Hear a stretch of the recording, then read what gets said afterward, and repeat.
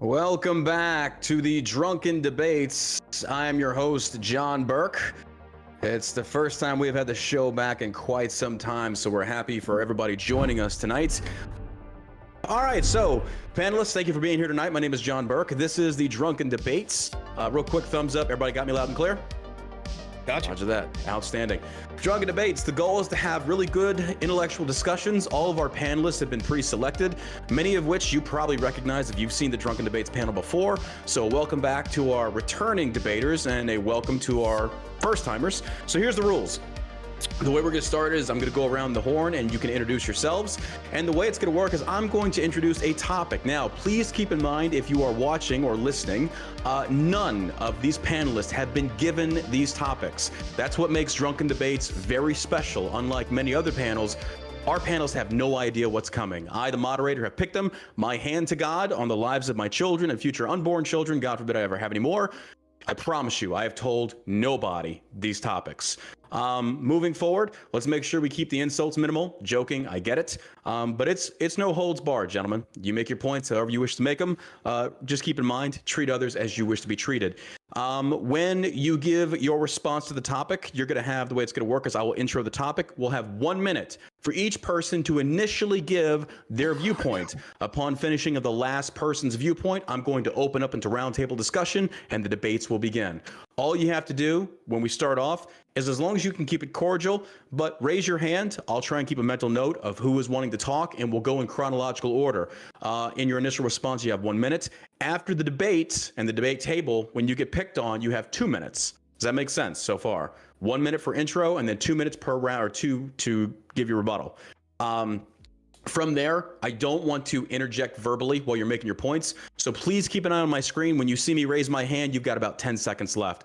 I'll give you some leniency, that's fine. But if you keep going over, I will have to mute you. If people do not listen to my direction, I will mute them in Discord and no one will hear you.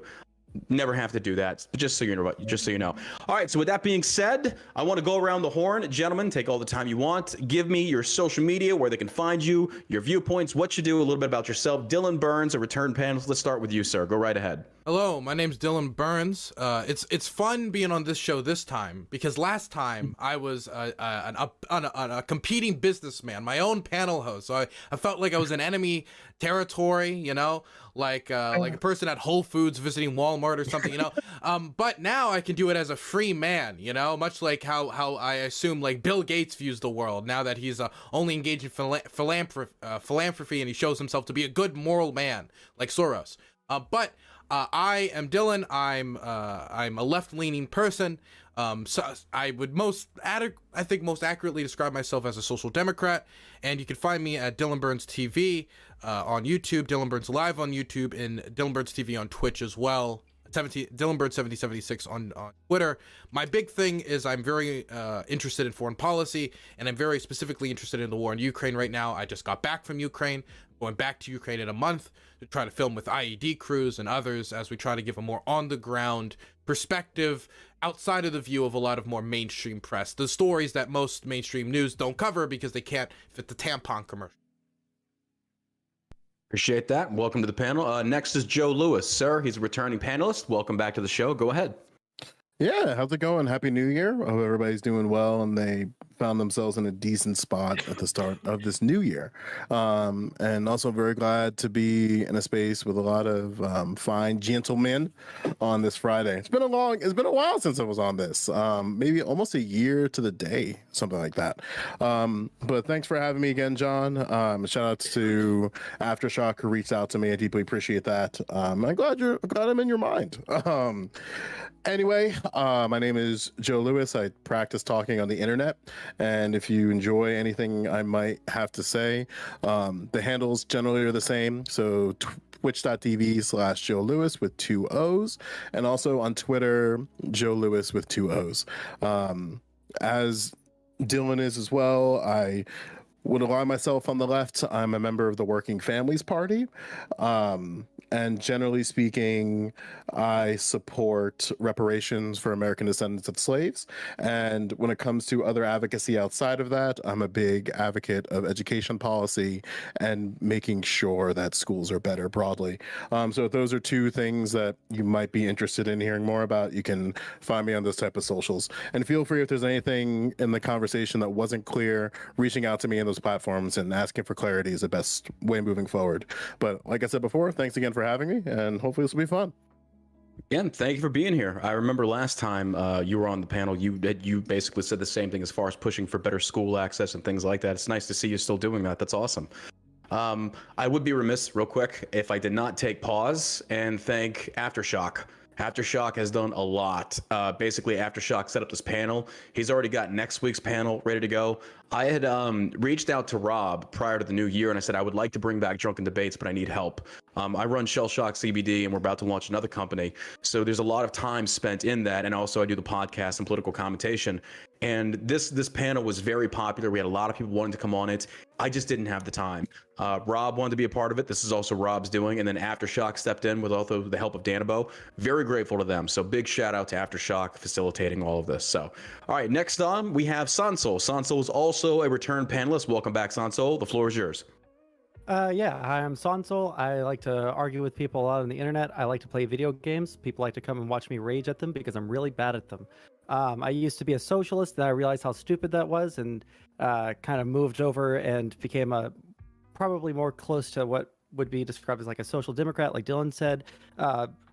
Though it's hard to subscribe to every single part of every single ideology. So, you know, I like to host conversations on my stream. So, generally speaking, I have my my DMs open. So if anyone ever wants to come and talk to me, or if you take issue with anything that I say on this stream, which with the audience on Rumble, I have a feeling that there's going to be a lot of people that really don't like anything that I have to say. So yeah, if you guys ever want to hit me up, that's what I do on my show. Is just I love arguing, just love it. Yes, you do. Yes, you do. I remember the shows.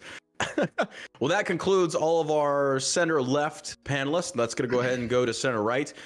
First timer on the show, we've got Aircraft Sparky. Sir, go right ahead. Welcome to the show. Yes, thank you so much. I'm a constitutional conservative. Recently found religion and working through my faith there.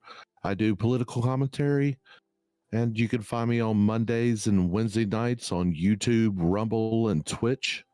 All at Aircraft Sparky, and on Twitter, Aircraft Sparky 1. Okay, thank you for being here. It sounds like the panel or the chat is saying the volume's a little low, so I'm trying to adjust as we go. All right, we've also got, I think, first timer on the show, Fabian Liberty. I think it's your first time on the panel. Welcome. Yes, sir. Go ahead, the floor is yours. Yeah, I am Scott from Fabian Liberty. We are a libertarian duo stream, so if you want to put us on the right, that's fine. Currently, we're aligning with the right more than the left in a lot of issues. But I am the libertarian that is so ridiculous that I call out the LP for not being libertarian enough. It is actually not difficult to subscribe to a political ideology 100% of the way. The problem is that when you're a consequentialist, your value systems change.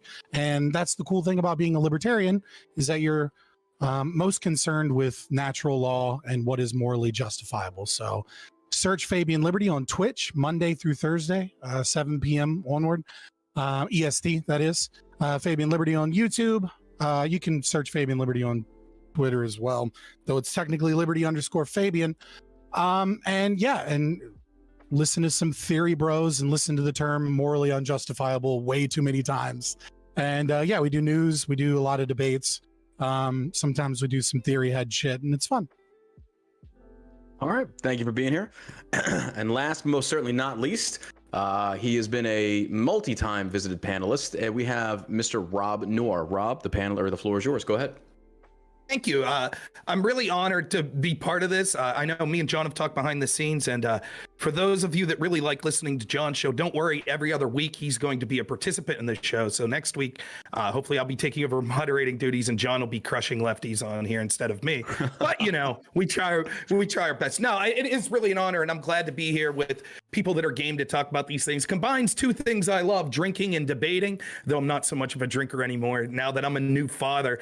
I think maybe a new father since the last time I've done this show. So I have a son that's almost 2 years old. So I'm really excited to be back here. And on a special day, I didn't know this until I went to Twitter today, but January 6th, a couple years ago, something crazy happened that was devastating to this country. Okay, Rob, easy. Before we get into the debate, let's just do intros and then we'll go into it. I know.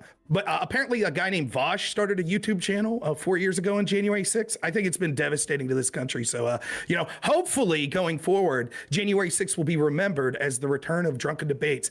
And I'm honored, and I hope everyone else on this panel is, to be here for the first episode back. I consider myself a populist conservative. I'm going to be on the right on almost every issue. Appreciate you being here. So this is the maiden voyage of the relaunch of Drunken Debates. And what we're going to do is tonight we're going to set it up to where essentially we're going to vote every round. We should have about 4 rounds tonight, each round lasting roughly 30 minutes, depending on how the conversation goes. If the conversation is going great, I'm not going to end the round because, again, we just want more spirited debate and discussion. That's fine. But I want to figure out a way to vote. Aftershock is working on this for each round and then an overall winner. In the future, moving forward, I am highly considering that the winner of the debate gets a $500 cash prize. So we're going to see how that goes. But I also know that some people have larger audiences than others, and naturally they're going to vote in favor. So it's all about the honor system, and I just don't trust that because on social media there is no honor. So we're going to see. But here's the other thing, though. For all the panelists that appeared on tonight's show, when you get done with this, go to shellshockcbd.com and pick out a product of your choosing, not the dark matter, that is $250, and it's yours for free. Just for coming on the show tonight, we have Delta 8, Delta 9, CBD, you name it, we've got it. Dylan, we got stuff that's going to get you high as fuck. It's cheaper, it's better for you. We'll square you away there. So every one of the panelists, thank you for being here. That's my thank you to you. All right, folks. Without further my co-host ado, is gonna love you. This is definitely going to my It's definitely going to my co-host. He's gonna be like, "Fuck yeah, perfect." I'm slightly high right now, so let's go. Here we go. The first topic of discussion. Now, if you need me to repeat this question when it comes time to you, I'm more than happy to. Now, don't forget, I'm going to intro the topic, and then I'm going to pick on the first person. You're going to have 1 minute to give your stance. We'll go around the horn, and then we'll open it up to free debate. Here we go. Topic 1, with Elon now taking Twitter and attempting to turn it into a more of a freedom of speech, and I use the term because that's what he said. I'm not saying it is or is not. That's just what he says. And as a self-proclaimed free speech absolutist-based platform, how do you see this going? And will this impact other platforms, seeing as how the Twitter files have shown government censorship is very real? Now, you don't have to agree with the statement. You can challenge the statement and say, this is what your thoughts are. It's just to give you a generalized idea of what to talk about. So with that being said, we're going to open it up with the first round of discussions to our new panelists. We're going to start with Fabian. Fabian, initial response and where you stand on this. You've got 1 minute. Begin. Yeah, so I mean, I think it's certainly heading in a positive direction. I don't want to let perfect be the enemy of the good. Personally, I don't really give a fuck about free speech. I think that free speech is a constraint upon the state that is designed to kind of give people the illusion that they have some checks or balances over their government. When really what I care about is, speech in terms of the private property owner and what they allow.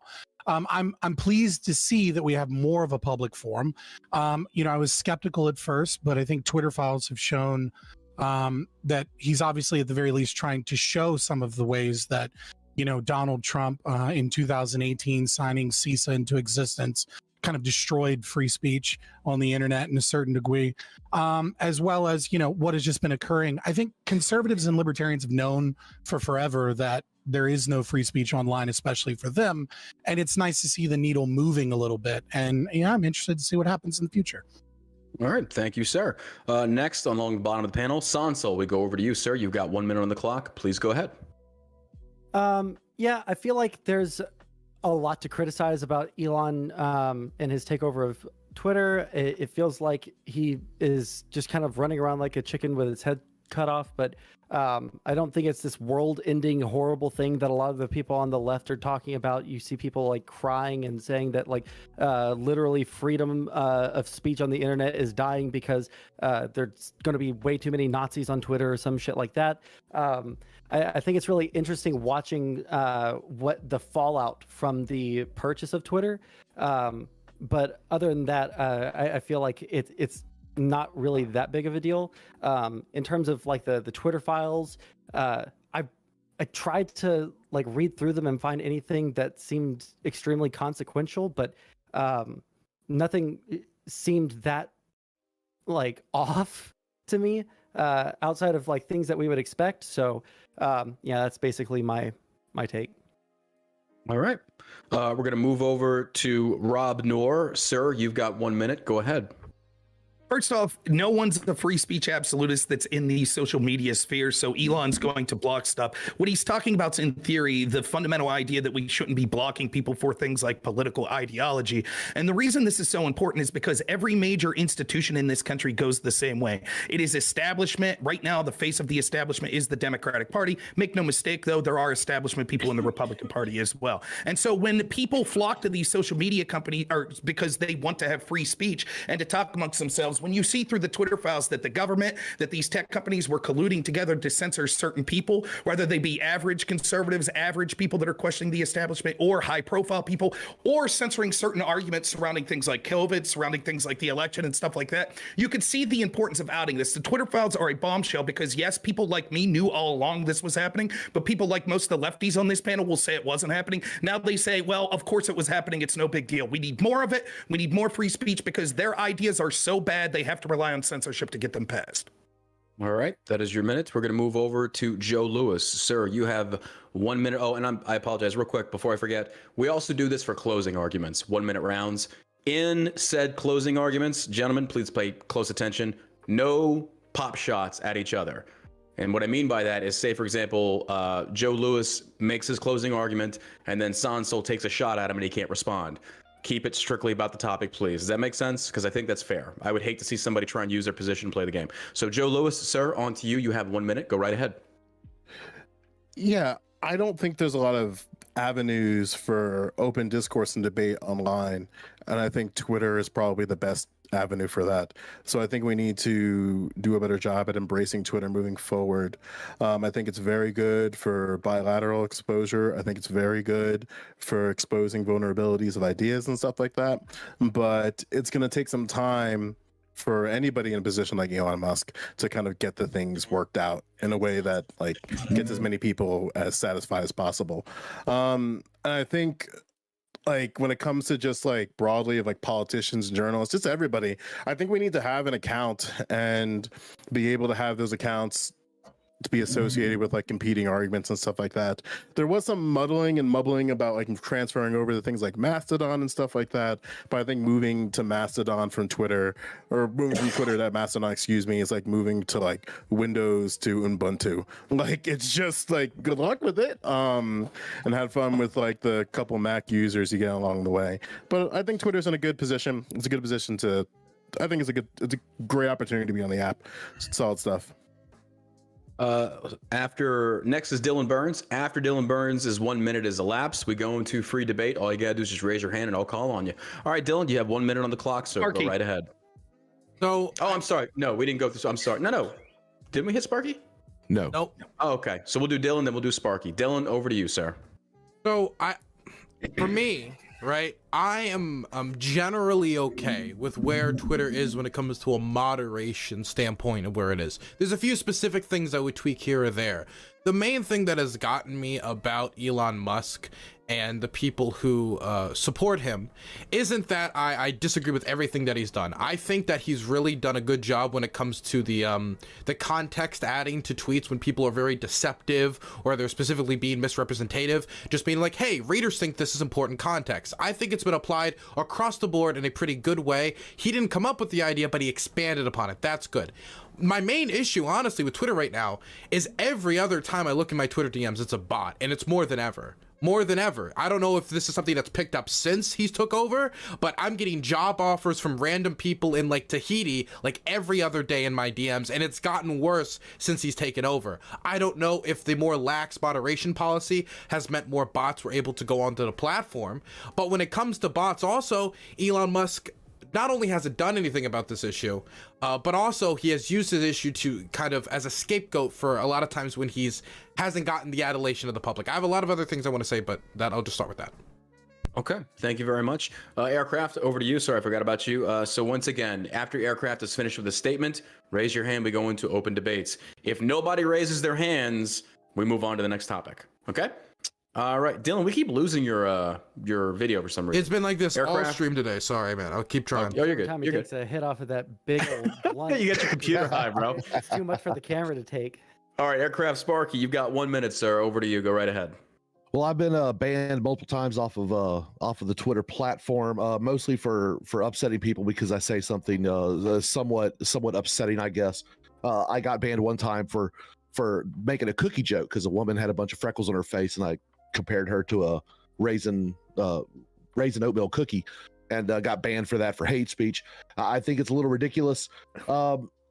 Look, the idea of free speech absolutism on social media platforms is not going to happen. People who run these platforms are going to apply their own idea of what is hate speech to it.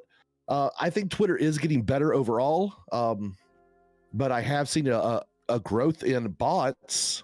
I think the talk about how bots are running rampant amongst social media platforms, it's something that needs to be talked about. It's something that needs to be addressed. But here's the deal. As long as these social media companies are getting stipends from the government is going to come in. The Twitter files have exposed exactly what's going on there. We have seen insane amounts of governmental intrusion with these social media platforms. These are now the propaganda wing of the government. And until we can get them out of social media, it's going to be a bloodbath throughout there. They're just going to go through, and just anyone who's dissenting, they are going to end up getting rid of. Gentlemen, we've now entered into open debates. Continue. Go ahead. Fabian, Let's go. Fabian, go ahead. Yeah, so a couple of things I want to mention in terms of Sansol. You were talking, and you weren't supporting this, but like some of the people freaking out. One of the things I think is interesting about this is that people have like first started paying attention to Elon Musk with the takeover of Twitter, even though like he was obviously a popular public figure before. This is kind of the first time people are like seeing how he behaves. And if you like actually pay attention to like what Elon Musk has been doing for a decade, like he does this shit all of the time. Like if you look at like you can tell that he works with Kathy Wood. He's very good friends with Kathy Wood, right? Which is, the ARC, the basic, she runs ARC, right? Which like if you think BlackRock Vanguard, ARC's pretty fucking close, right? And so like he does crazy publicity things, making it seem like he's a psycho to get the market to do certain things when he usually has a plan. And I know you hear conservatives say this all the time, like, and they used to with Trump, like, trust the plan, right? Like, but it's not like that. Like he has a pattern of doing this over and over again. Like this is why he got in trouble with the FCC being like, I think Tesla's undervalued, right? Because he didn't want it to crash randomly. So he intentionally caused a crash. Like he does this shit all the time. It's the same thing with the poll that he did where he was like, who's going to run? Like, should I step down? And then people were like, get in. We got to get rid of Elon Musk with this Twitter poll he promises to abide by. Sure. Like he was already planning on stepping down once he found someone. He just wanted people on Twitter to fucking freak the fuck out about it. I find it kind of hard to believe that like everything is like a 4D chess thing with Elon when there seems not everything. You're right. It seems like some of it I'm sure is missteps. So many missteps on his part. Like I don't think that wasn't he forced to buy Twitter because of the fact that he said he was going to buy Twitter, and then there were all these talks, and then he tried to back out, because like that. Like if you understand business, right?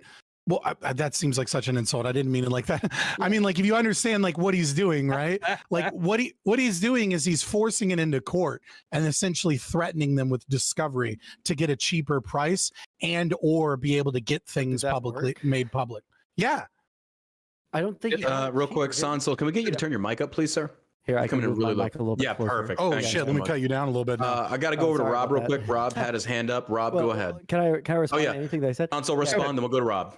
Yeah, I think it's a little bit hard to believe that like all of it's 4D chess. I think that some of it is a lot of publicity stunts. I think that he's like a mega memer, like Reddit bro. Let's get some updates on this. Like, let me post some memes and shit.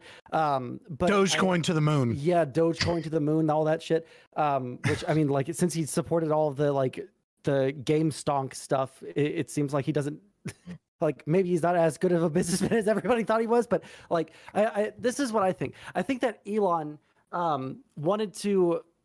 It seems like he wanted to virtue signal to a certain audience.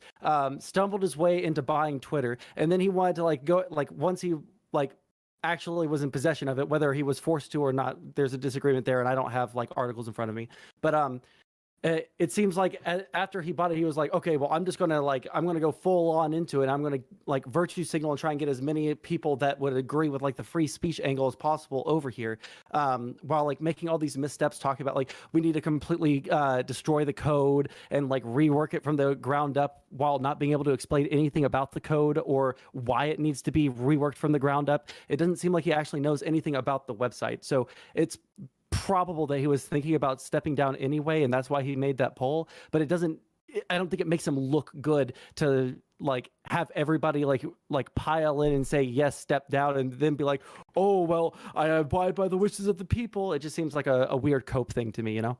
Let's go over to Rob, and then to Sparky, then to Dylan. Rob, go ahead. So here's the thing. You don't put your faith in any human being. I wouldn't even put my own faith in myself. I fail all the time. This is something that happened with Donald Trump. There were a lot of people that supported Trump, which I supported Trump. I volunteered for his campaign. I was offered a job, low level through it. But I still criticized him when I felt it was warranted. And so many people, when they support someone, they are just like, trust that person. They'll take care of it. There is no savior. Not one person is going to come and save everyone. It's not going to happen. The corruption in this country is incredible in its magnitude. It absolutely is. In fact, the corruption around the globe. Elon is probably not a conservative. He probably doesn't care about free speech. He probably has a personal angle. Everything that Fabian and Sonsel said is probably true. That's why I'm uninterested in what his personal motivations are. Just like Trump, my interest in this is that both Trump and Elon have outed, not because of 4D chess, but because of the situation they were involved with, corrupt people that rely on corruption and censorship. And they have upset them because it is seen as a possible removal of the stranglehold on power they have. Remember, the Democrats, so many people on the left that you see freaking out like Sonsel is talking about, they're not worried that Elon Musk was coming in and going to apply the same censorship rules to Democrats, to left-wing establishment type people that has been applied to conservatives and anti-establishment people. They're not worried about that. They're merely worried that they will lose their near 100% stranglehold on platforms that have public discourse to be able to censor any narrative that they want. Professor Robert Epstein testified in front of the Senate that the manipulation of Google's algorithm alone was able to possibly sway as many as 16 million votes. Even if you don't believe that, the 2020 election was basically decided by 45,000 votes in 3 or 4 states. When you have every major institution, academia, the entertainment industry, corporate America, Silicon Valley, the intel agencies and groups like that, all going in the same direction, and you find out that there is collusion we're seeing from the Twitter files between the state and these massive social media companies, it is influencing our culture and elections and stole the election more than anything Russia was ever accused of. All right, let's go ahead and push over to Sparky, and then we'll go to Dylan. Yeah. And look, I'm not going to sit there and say that Elon has been running 4D chess this whole time, but let's also remember there's been reports such as him sending out emails throughout his entire company that all look like just regular emails that everyone just got, and would put double spaces in different areas just to see who was the leaker. That way, when it got leaked, they could figure out exactly who was doing it. He has also done things like he took a failing company, which was Tesla. There was engineers that had this great idea how to manufacture these electric cars, but had no idea about how business ran. He bought that company, he worked it, he made it profitable. And then he's also done things with SpaceX, actually getting rockets to land themselves on the ground. I mean, this is some amazing technology. Look, this guy isn't the smartest guy in the world by any means. He's not playing some weird mystical chess, but he is very strategic in his moves. And I believe that he does think that there is a reason why he does it. And overall, he becomes a success. Uh-oh. Dylan? Yeah, okay, sorry. I got distracted for a second. So when it comes to Elon, honestly, my main thing with Elon Musk, and I think nobody here is really like an Elon Musk fanboy, is that we say that it's like, oh, maybe it's 3D or 4D chess, and I assume for a few of these things it is. But I think when you're like the 4D, 5D, 6G master chessman, eventually you can just say every dumb like idiotic move you do is a 4D 5D master chess. Like, oh, you know that policy they made, so they banned links to their competitors that everyone hated and they got thrashed for? That was actually a 5D chess move to make the stock price move. It's like eventually you're just kind of like looking for intent where there's not really much intent to be found, and you're just trying to like just build a path in your head to make like Tony Stark. There's like Elon Musk has made some mistakes here. I would say the banning of links to other websites would be one. I would say that honestly, and this might give me some heat, the Kanye West ban was a mistake, because Kanye West, maybe if he did do a threat, which was his accusation, which that post was not a threat, the combination of the Star of David swastika, it wasn't a threat. I think it's gross. I think it's anti-Semitic, but I don't think it's a threat. If anything, I think his comment "Death Con to the Jews" is more clearly or close to a threat than putting the swastika and a Star of David together. So I think, honestly, if we're going to be holding him to this free speech standard that many people have said he's a free speech warrior, the Kanye West thing is something I would like to ask him about. Like, is it just a ban you did because Kanye was making your company look bad and your company was getting a lot of bad attention and people were worried about what type of crazy shit was going to go on Twitter once Elon let all the dogs loose and then this is what's happening? Was that it? What about the ban he did on denying historical events, saying, for example, if you come out and you deny the Armenian genocide or deny the Holocaust, you will be banned on Twitter? Is that holding up to the free speech standard that we all thought he should have? I'm not saying that policy should be reversed. I'm just saying I don't believe the product as is advertised when it comes to Elon. John, you're muted. You're I muted. can't hear you. Oh, shit. Sorry about that. Sansol, I got you, Fabian. Sansol, 2 minutes to you, then over to Fabian. Sansol, go ahead. 2 minutes.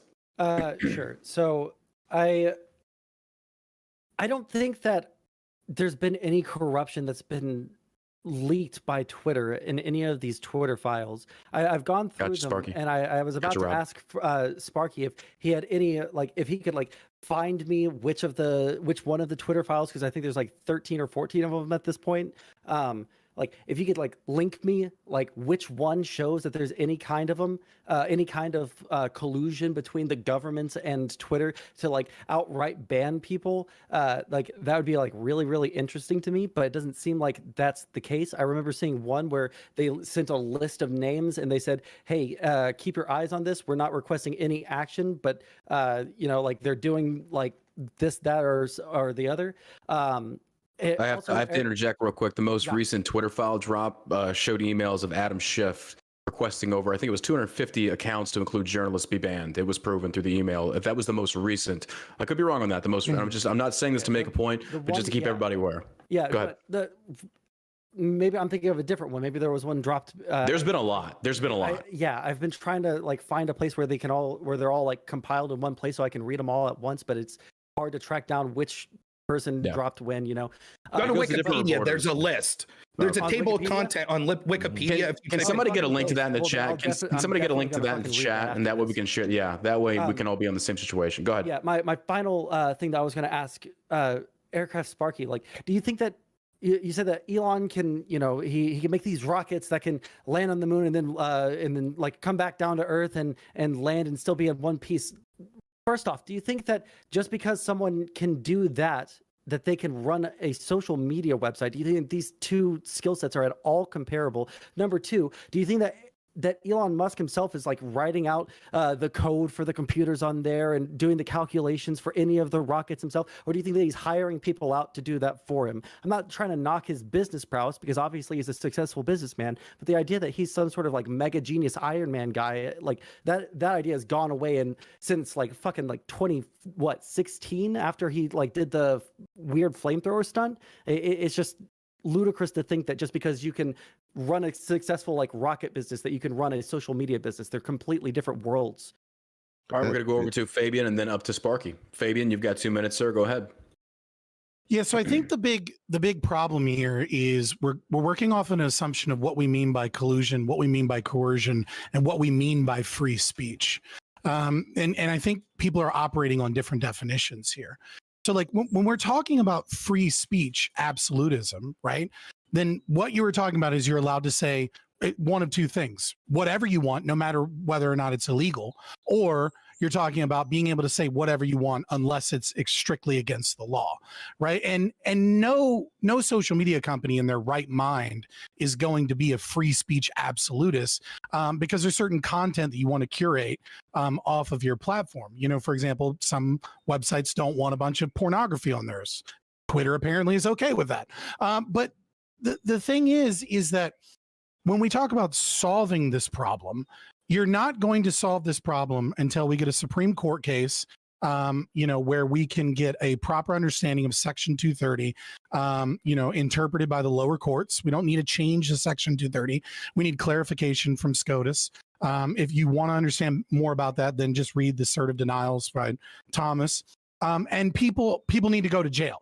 A lot of people need to go to jail, right? Because what we saw was obvious violations of the First Amendment by the Department of Homeland Security, Immigration's Customs Enforcement. A ton of government agencies are chock full of treasonous individuals that should be, by the law, right, should be put in a firing squad or hanged.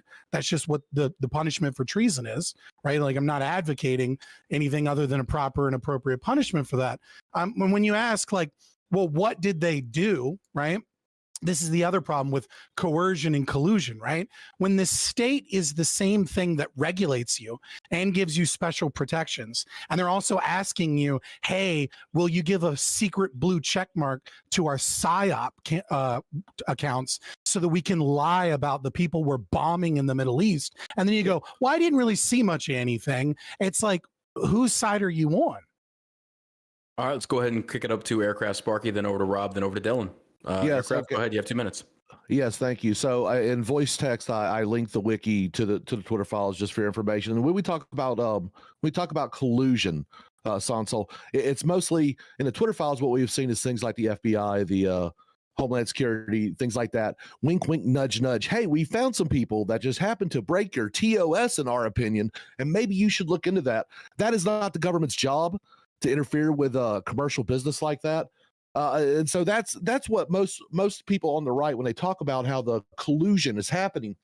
And look, hate to interrupt, but they paid them millions. Yes. Yeah, millions. 2.8 million. Yeah.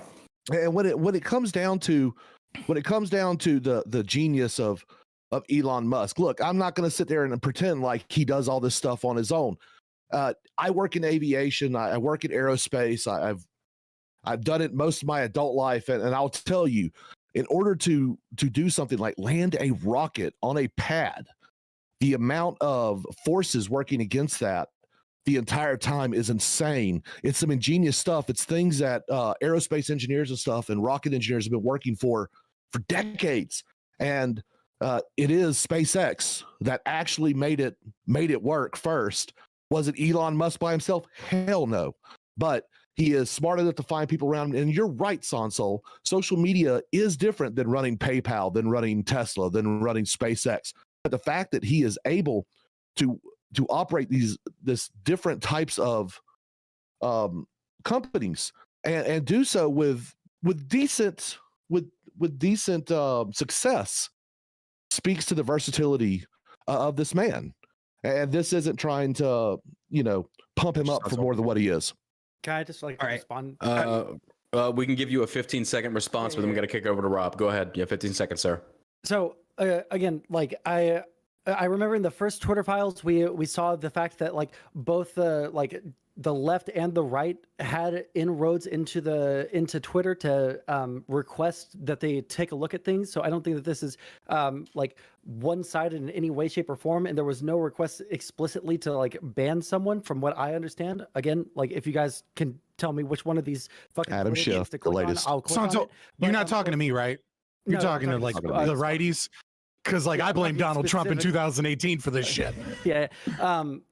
Yeah. So if you can tell me which one to click on, I can skim through it while other people are talking. If you two want to utilize 6 and 7. If 6 and 7 are the big ones. 6 and 7 are the two to go. 8's where it's their scroll through. PSYOP, which So is let's- equally troubling.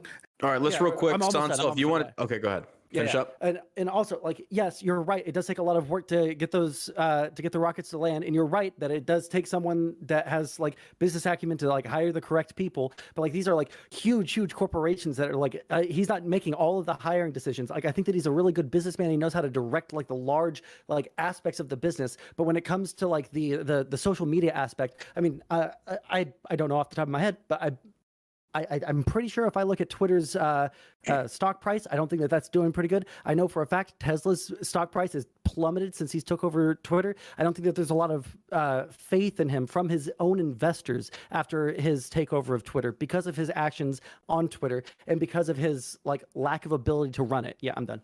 We're gonna hold on real quick. We gotta move on. I'm sorry. I gave him a response back. We gotta go to Rob, Dylan, then we can come back to you, Aircraft. Rob, you have 2 minutes. Go ahead, sir. Okay, so Aircraft, you did fine, except you said Sonsol's right about something.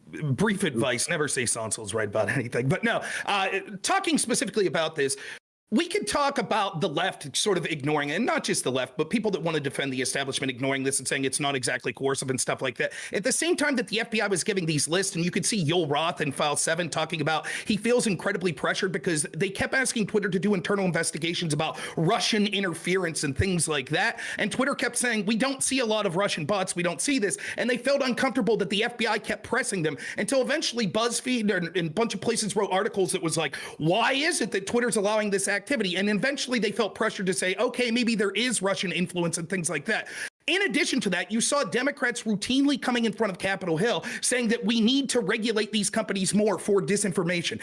I'm not saying the three lefties on this panel, but I'm telling you this, the majority of the Democratic Party, our mainstream media, our academia, our entertainment industry, Silicon Valley, etc., still to this day says that one of the biggest things that ever happened to our elections was 12 Russian trolls posting $100,000 of ads on Pokemon Go and Facebook, half of which weren't seen till after the election, half of which were pro-democratic causes. And under the name of that, if you watch the Twitter files, constantly they're like, the FBI says we need to take action because of the misinformation in 2016. Meanwhile, the misinformation we've seen from the Democratic Party, from establishment people over and over about Trump being a Russian asset, about COVID misinformation and things like that, they've been wrong over and over.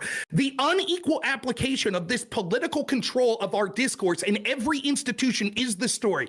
I'm not going to listen to people that told me for 4 years that I had to shit my pants because a couple Russians decided to post memes on Pokemon Go, that it's not a big story that one of the most powerful tech companies in the world is working together with the FBI to censor people that they don't like. That is interference in the election, as the Time Magazine article said. It is stealing of an election, and it's controlling our culture. If we don't start fighting back of all these institutions having such a control over our information, then we're going to be in a very bad spot. Last thing real quick, the left used to understand this when they talked about gatekeeping of the mainstream media being controlled by a few corporations, but they're all for it now because Orange Man bad.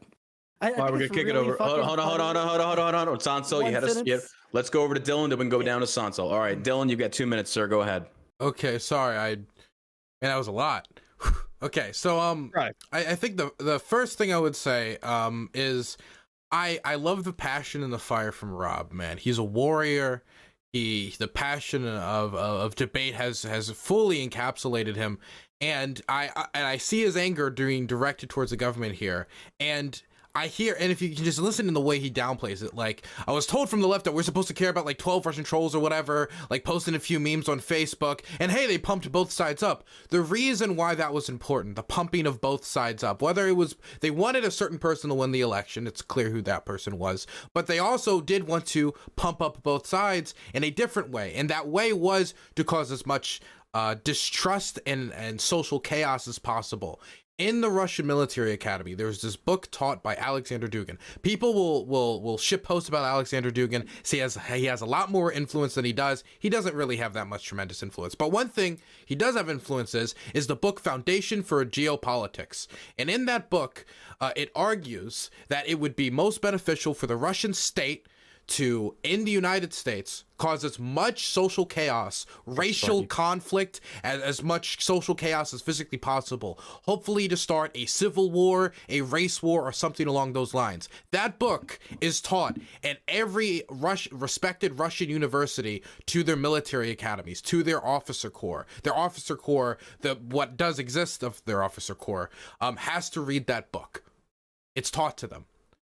I do think it is notable that a political adversary, which does want to cause social chaos in the United States, is trying to spread disinformation on the internet. How we deal with that is a separate question, but I do hope we all do. Obviously, we can all obviously identify that there's a problem with that. Let me say my second point very quickly. Go ahead.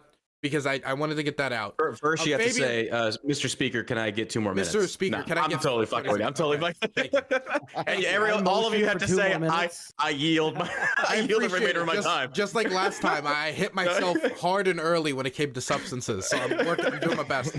You're good, brother. Go ahead. Fabian, you said that this issue started with Trump in this 2018 decision. I want you to talk more about that, because you came to the conclusion at the end of the day that people should be shot for what happened here. They should be put on walls and shot. And if that applies to those people, does that reasonably extend to Donald Trump if he's the person who passed the decision that started all these problems in the first place? I'm hold on real quick. We got to kick it down to Sansol, and then we will go over to Fabian. I'm sorry, it was Sansol, Sparky, then Fabian. I understand you have direct question, guys, but I have to go in chronological order. It's the only fair way. Sansol, you have 2 minutes, sir. Yeah, it's never short with you. You got 2 minutes, brother. Go ahead. I'm gonna ramble. I'm gonna take all 2 minutes. You never take two. Yeah, okay. You're good. So first off, I think it's like so fucking funny that Rob will like completely discount the plethora of information that is out there that Russia did like try to like spread disinformation in the 2016 election. Plethora of information. There were multiple people who were indicted on charges because of the whole Russia collusion. You know what I mean? The whole Russiagate situation. But like. That's completely unbelievable. But Twitter itself could have swayed 16 million votes. Like, holy shit. Like, I think it's not unreasonable to say. I think it's not unreasonable to say that like there might be some people's votes that might have been swayed because of Twitter. But like Twitter alone being able to sway 16 million votes. Dog, holy shit, please, 1 second. I said Google, not Twitter. That's what he's telling you. Oh, sorry, I thought it was Fabian talking. Okay, sorry, I thought that you said Twitter. Yeah, I was just fixing it for you. No, Google was the one that swayed 16 million votes. For a second. I thought you were telling me to Google something. My bad. I lost my train of thought. I was just trying not to fuck up your train of thought. Real quick, Dylan, or excuse me, Sansol, your last point was that you're saying that basically Twitter and them could not influence that many people.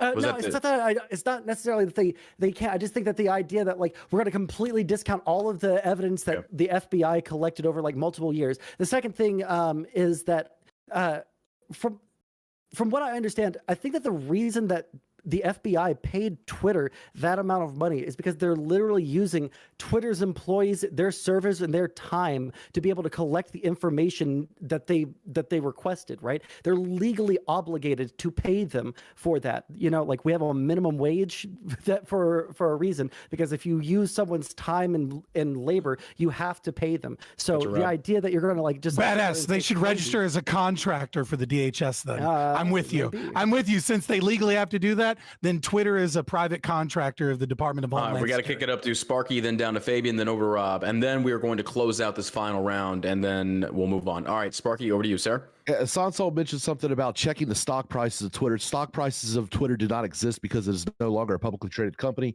If you really want to look at the importance, if you want to look at the importance of Twitter, evidently the FBI and other executive organizations decided that it was important enough to use it for psyops. If our government is using these platforms against American citizens, operating in ways that are unconstitutional and unlawful, the people who actually did that, they need to be spending time in jail, and they need to be put under it, and they need to hate life. Much like the people who on January 6th, 2 years ago, some people did some things, and well, some people are still sitting in prison right now, uncharged, without any opportunity of bail and or trial. And I think that is disgusting, and all those people should be released. If you're not going to charge them, release them, let them out, because you violated their constitutional rights, and the U.S. government should have to pay them to where they never have to work again. Why? Because F you, that's why. Okay, you're conceding the remainder of your time? Yes. Roger that. Down to Fabian, then up to Rob. Fabian, you have 2 minutes, sir. Go ahead. Yeah, I was just responding to Dylan Burns, so I don't think I need that much time. So two things. You asked me, like, should Trump also be charged with treason for increasing state power by signing into law what Congress wanted. No, right? Like I was just describing reality, right? Which is if you commit treason, then these are some of the punishments that are still available. Yeah, for I'm treason. just saying if you said that these people should be punished that way, and then you went to like the that you got really descriptive, like nope, treason comes with some death penalties, and you were describing those. I was like, okay, well, if Trump was the person who laid the groundwork for that treason to occur, does that not also fall upon him? Now, if you want to look at it from a natural law perspective, right, there are a lot of things that are bad tactics, but are morally justifiable given the oppression of the state and its existence. But if we're talking about the laws that exist as of now, there's a difference between people that are directly violating people's constitutional rights secretly, and then Trump like signing into law at the behest of Congress, the expansion of Department of Homeland Security to deal with misinformation, right? Like those are two different crimes. Okay.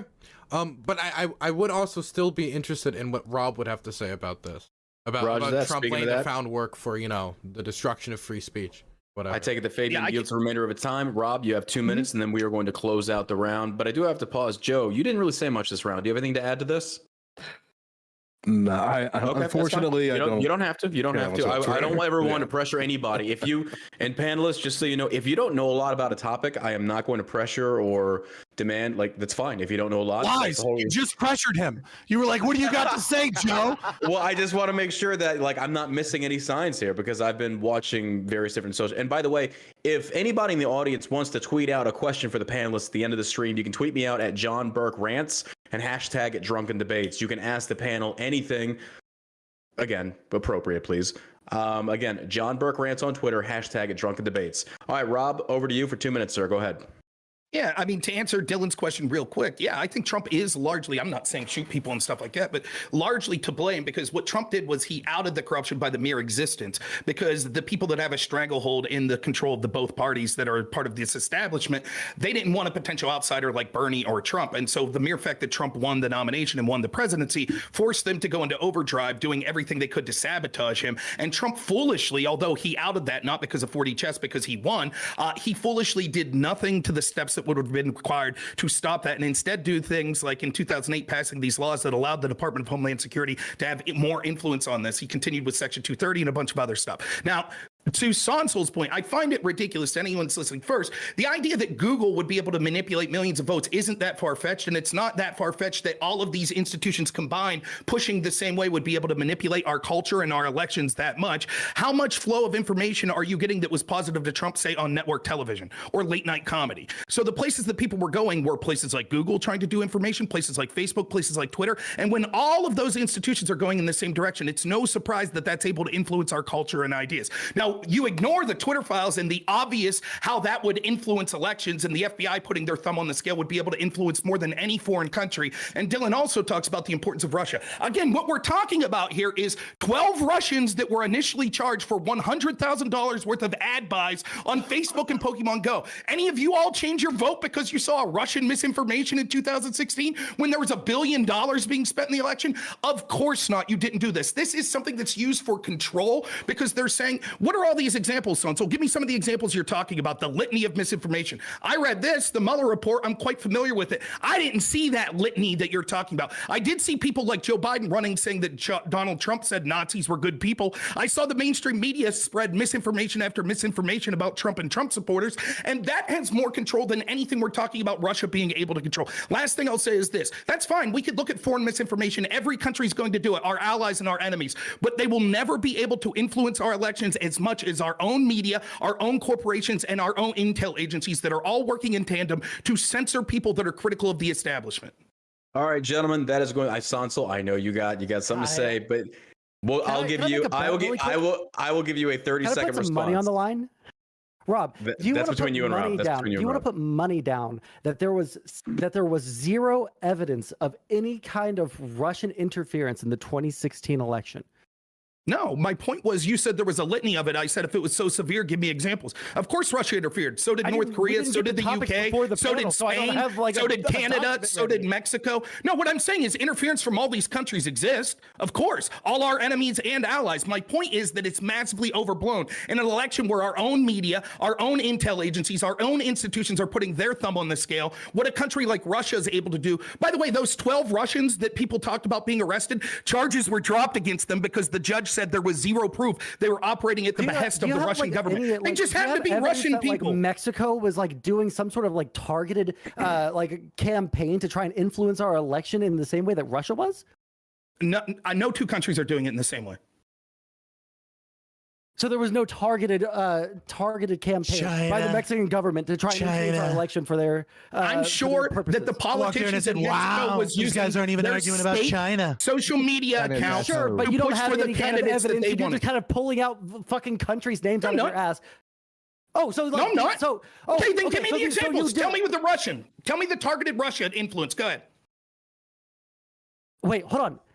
I'm asking you specifically because you're the one that says that you have all this knowledge. Again, none of us got any of the topics beforehand, so I don't have a fucking document in front of me. Otherwise, I would have this information. But you're specifically saying that you do know specifically that Mexico was doing the same kind of, or not in the same exact way, but at least trying to collude in our elections in the same or in the like same vein as Russia.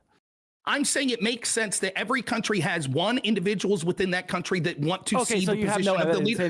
Real quick, and neither do you. If I was making the claim that I didn't care about the Twitter files and the FBI collusion with social media to censor people because Russia, I think I damn well have some proof of what that interference the Mexicans literally hacked into our border wall and that's where all those fucking Mexican migrants are coming from. All right, gentlemen, just ceasefire. The round is over. We're going to go into 1 minute closing statements. As I said before, no pop shots at each other.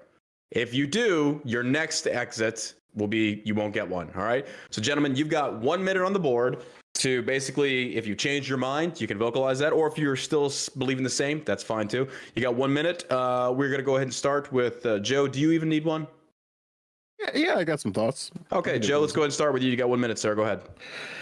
Yeah, I think this type of discourse and these type of exchanges are things that need to exist on Twitter.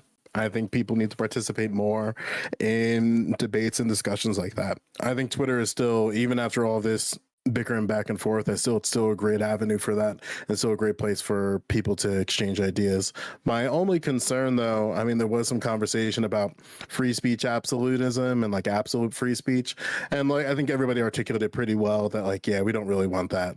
Like in a world where that would exist, you would see like Juul ads being advertised on Disney Plus, and then people on Twitter like basically advocating for the death or violence of others just left and right with impunity.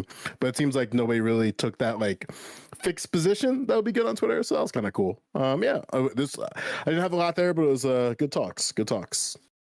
All right, so we're gonna go ahead and push over to Dylan Burns. Sir, you've got 1 minute. Go right ahead. Well, my camera's off. Oh, you're good. Keep going. It's kind of hard for me to not respond to other people, but I'll just say that when it comes to this idea of Russian interference, the reason people cared about Russian interference isn't because just, another country could possibly have a view, could have an impact on our politics in any way.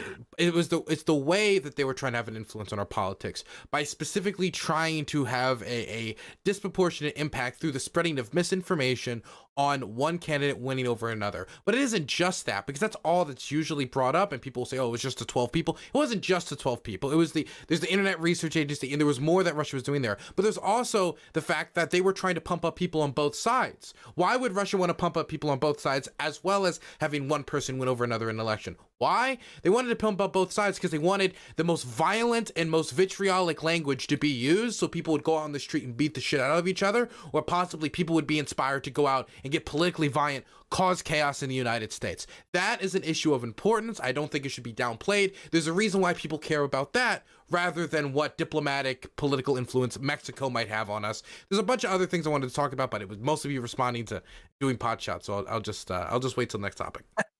Roger that. All right, Sansol, down to you, sir. You have 1 minute. Go right ahead. It's going to be really hard not to take pot shots, but I'm going to... I know. Do your best. I think that when it comes to the Twitter files, again, like it's really hard for me to like keep up with like how many there are because there's like multiple different journalists that are leaking or reporting on these things. And I just haven't been able to keep up with them. I'll be interested to read through the like entire like compiled list now that I know where to find it. But from everything that I've heard so far, it doesn't sound like any of the things that they're talking about are like illegal or any kind of like explicit like horrible thing that the government is doing.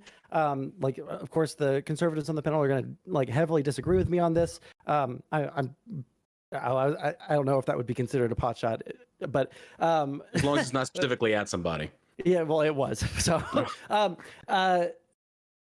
yeah, I think that like ultimately, I don't think that like the Twitter files, like the ones that I've seen, and I've seen like the most consequential, according to people, like linked to me in my stream chat while I'm talking to people, and like when I read them, the actual like screen cap versus what the person's saying about what the screen cap says, they say two very different things. So I guess like I'm going to be very interested to actually read through the full thing and see what they say. But I find it hard to believe that psyops are happening on the American people in the way that they're being represented here. I'm being told that it's actually just like lobbying and it's legal and registered and it's not like psyops, but I'll just have to see. All right. Aircraft Sparky, over to you, sir. You got 1 minute. Go ahead.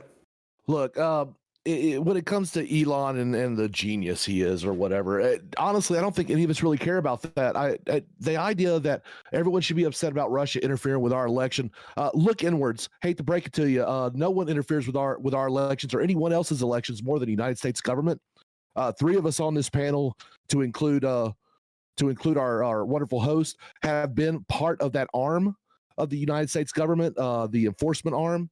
And look, I don't really care if Russia interferes with our election. I'm kind of big on free speech in that deal. I don't like it, but if it was that big of a deal, the warmongers over in D.C. would have been calling for blood. They would have been calling for war. We interfere with other countries' elections all the time. It's kind of what America does. That is actually, that's what the Twitter files have exposed more than anything. Is the true enemy of the people happens to be the United States federal government. Thank you so much. God damn, that got me hard. Oh wait, real quick. I know you were in the military. Who else is in the military? Yo, dog, I gave vaccines and blood draws. Like, relax. Oh shit, Fabi, I didn't know you were in. What branch? I was a 68 whiskey in the Army. No shit. How long ago? And I was Air Force and Army. Nobody cares about the Air Force. We're talking Army. No, I'm fucking with it. Well, that's awesome. I got out in 2015. I went in for college money, and that's exactly what I got. There you go. Nice. Okay. No fucking hero, boys. We'll go ahead and kick it down to Fabian, then up to Rob. So Fabian, you've got 1 minute. Closing arguments. Go ahead, sir. Yeah, I'm going to close with a really, really hot take. 9/11 happened. Okay? 9/11 happened. Yeah. And you know what happened? The Patriot Act. Conservatives and a bunch of Democrats too, right, gave us the Patriot Act. You know, the same Patriot Act that's being used to put signifiers on parents that do too much protesting at school events because of, you know, queer theory and things like that in schools, right? And so, yeah, some Russian misinformation and buying of ads happened. And just like 9/11, right, they use that as an impetus to gain more power, more control, censor your speech more. Right? There's a big difference between the Russians buying ads and having bots trying to stoke the flames, and Google conveniently deciding that, like, after Kamala Harris gets taken down by Tulsi Gabbard, that we have to make sure that no one can reach her website that night, and we have to kill her campaign overnight.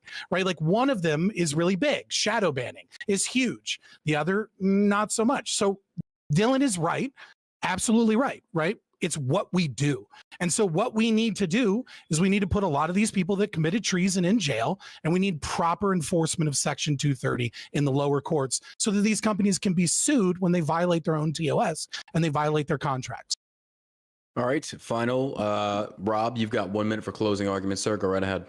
The reason that so many on the left, the Democratic Party and their media are ignoring the Twitter files is because it proves exactly what people like me have been saying, and they kept calling conspiracy theories, that the federal government was working in collusion with these tech companies in order to put their thumb on the scale to affect our culture and affect our elections. Now that we find out that it's happening, people in these groups are either ignoring it or they're saying, oh, this isn't news. We knew it all along. This is the play they always make. Call you a conspiracy theorist, then they say, oh, we knew it was happening. It's not a big deal. It is true that there's a lot of information coming out. That should be even more shocking.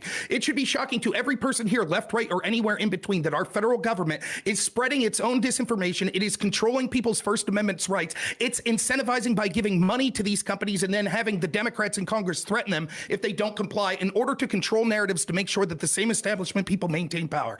It is true that all countries, including Russia, interfere in our elections. That is something that's worth looking at, but they're blowing it out of proportion, like they're blowing January 6th out of proportion. And like Fabian said earlier with the Patriot Act and things like that, they use this as a perpetual excuse to censor ideas they don't like, even ideas such as benign as we shouldn't lock down kids over COVID because all science says we shouldn't. Those are being deleted because of the auspices of we have to stop disinformation, like in 2016. The election was stolen by these people in these institutions, all working in tandem with our institutions such as the FBI and other, the Department of Homeland Security.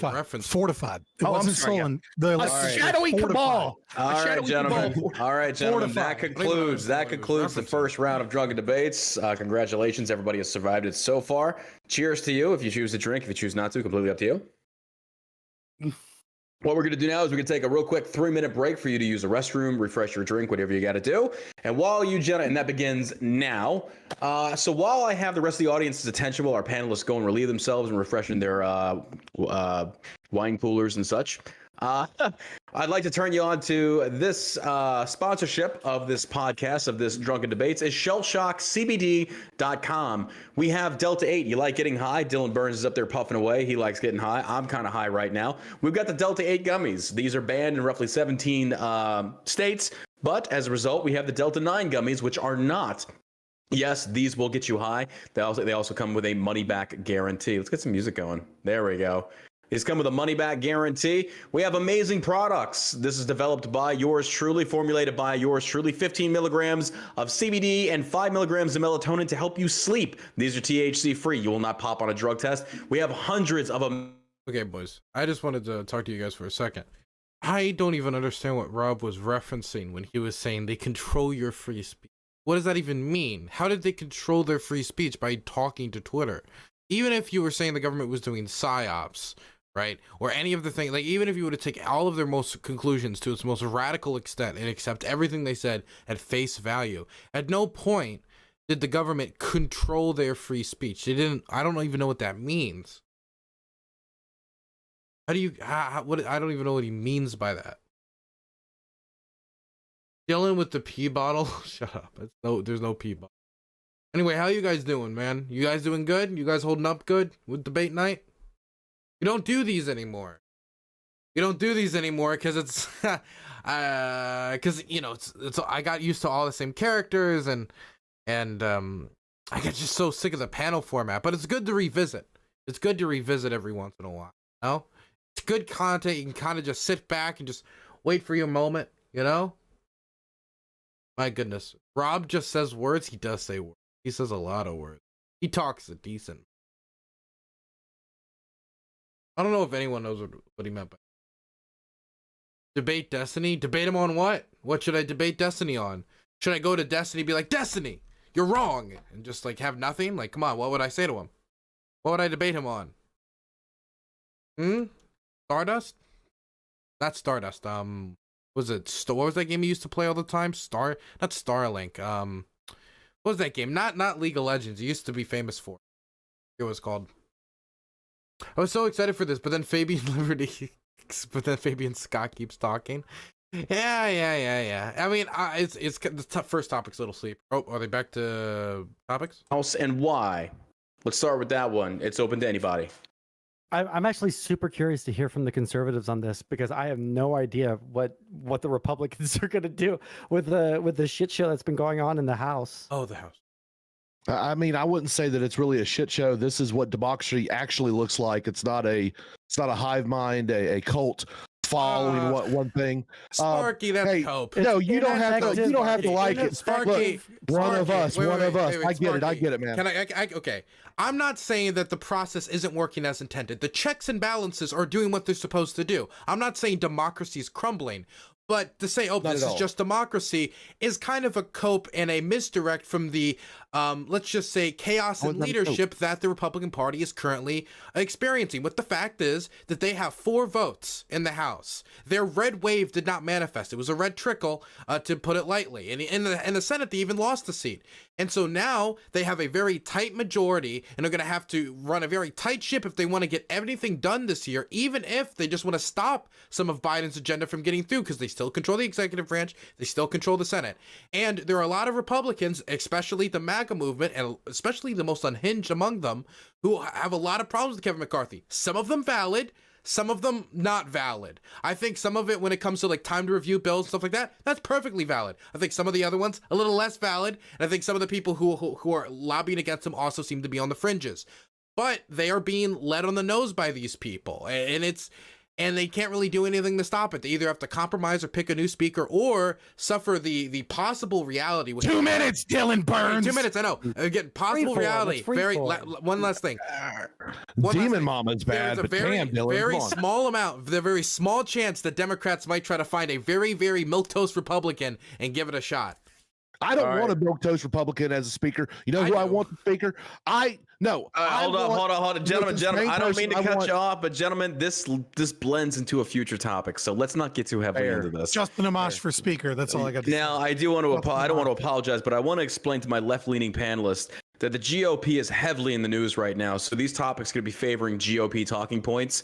It's not any kind of slant towards the left. It's just that if the left was primarily in the spotlight right now for a Speaker of the House position, we'd be talking more about that.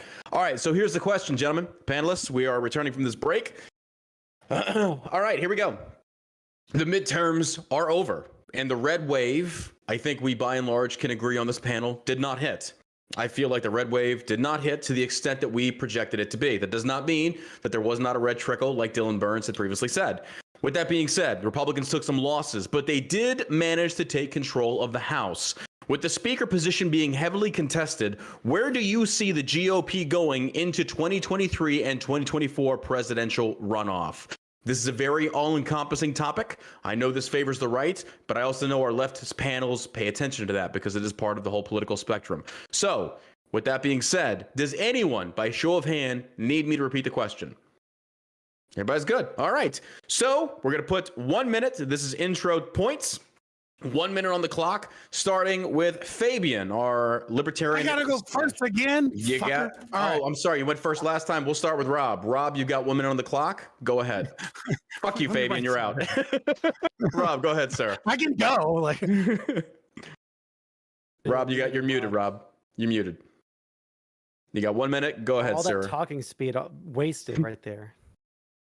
But the handsomeness is still there. But You're good. I think when it comes to presidential politics, I think DeSantis is still going to be the front runner. But what's going to happen is there are going to be a lot of these holdouts that end up voting for McCarthy that are going to say Trump influenced us to come to the table. And so Trump's going to try to parlay this into some sort of victory. Look, to kind of talk about this in a broad spectrum, this is exactly what all of those rebel progressives that so many of our left-wing panelists are going to like should have been doing with Force the Vote. Instead, all these rebel left-wingers, what they do is they listen to the corporatist Democrats do whatever they tell them every time it's important. Bernie Sanders is all of a sudden a war hawk. They're backing Nancy Pelosi. They're backing Mr. Corporatist Hakeem Jeffries. This is Republicans actually having some spine. As far as changes that'll be made, no, it'll be the same old bullshit, just like it always is, where the Republican leadership is going to say, we're going to do things differently. We're going to go after corruption. And what we'll get is Lindsey Graham writing strongly worded letters. We'll get some kind of Benghazi commission that holds no one accountable. And it'll be the same old bullshit. I applaud that at least a few people stood up and pointed out the puppeteer for what it is, that these people in leadership in the Republican and Democratic Party don't give a shit about their constituents at all. And it's all a big horse trading game. They don't care about you. It's just about maintaining and consolidating power.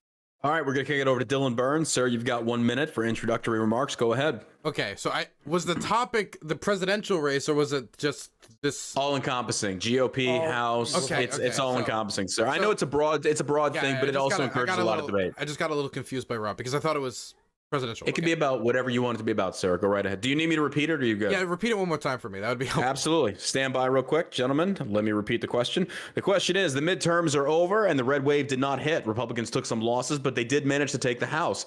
With the speaker position being heavily contested, where do you see the GOP going into 2023-24 presidential runoff? Okay, got you. Okay, so my camera All went right, out. 1 minute is yours, sir. Go ahead. Don't worry about the camera. You're good. Forced to vote was a horrific idea, and the problem with forced to vote wasn't that they wanted to ask for demands from Nancy Pelosi, is that they wanted to expend a bunch of political capital, make themselves the target of endless political attacks to get a vote on something that wouldn't pass, because Medicare for all is not going to pass. There's just not enough votes for it. So why should you fall on your political sword and be made the fool of, like Matt Gaetz and many others in media are being made the fool of right now, expending a lot of political capital and making this huge mess for something that wasn't even possible? Why do that? It doesn't make sense. Force to vote did not make sense. So I have to push back hard on Rob when it comes to force to vote. If they wanted to demand more, stronger committee positions or some other policy concession, that's one thing. But force to vote for Medicare for all, which was what the Jimmy Dores and everybody else was pushing, that was a bad idea. As for this, I think we're gonna see basically 2 years of Republican chaos with Matt Gaetz, Lauren Boeberts, and a few radicals making a big mess of the party.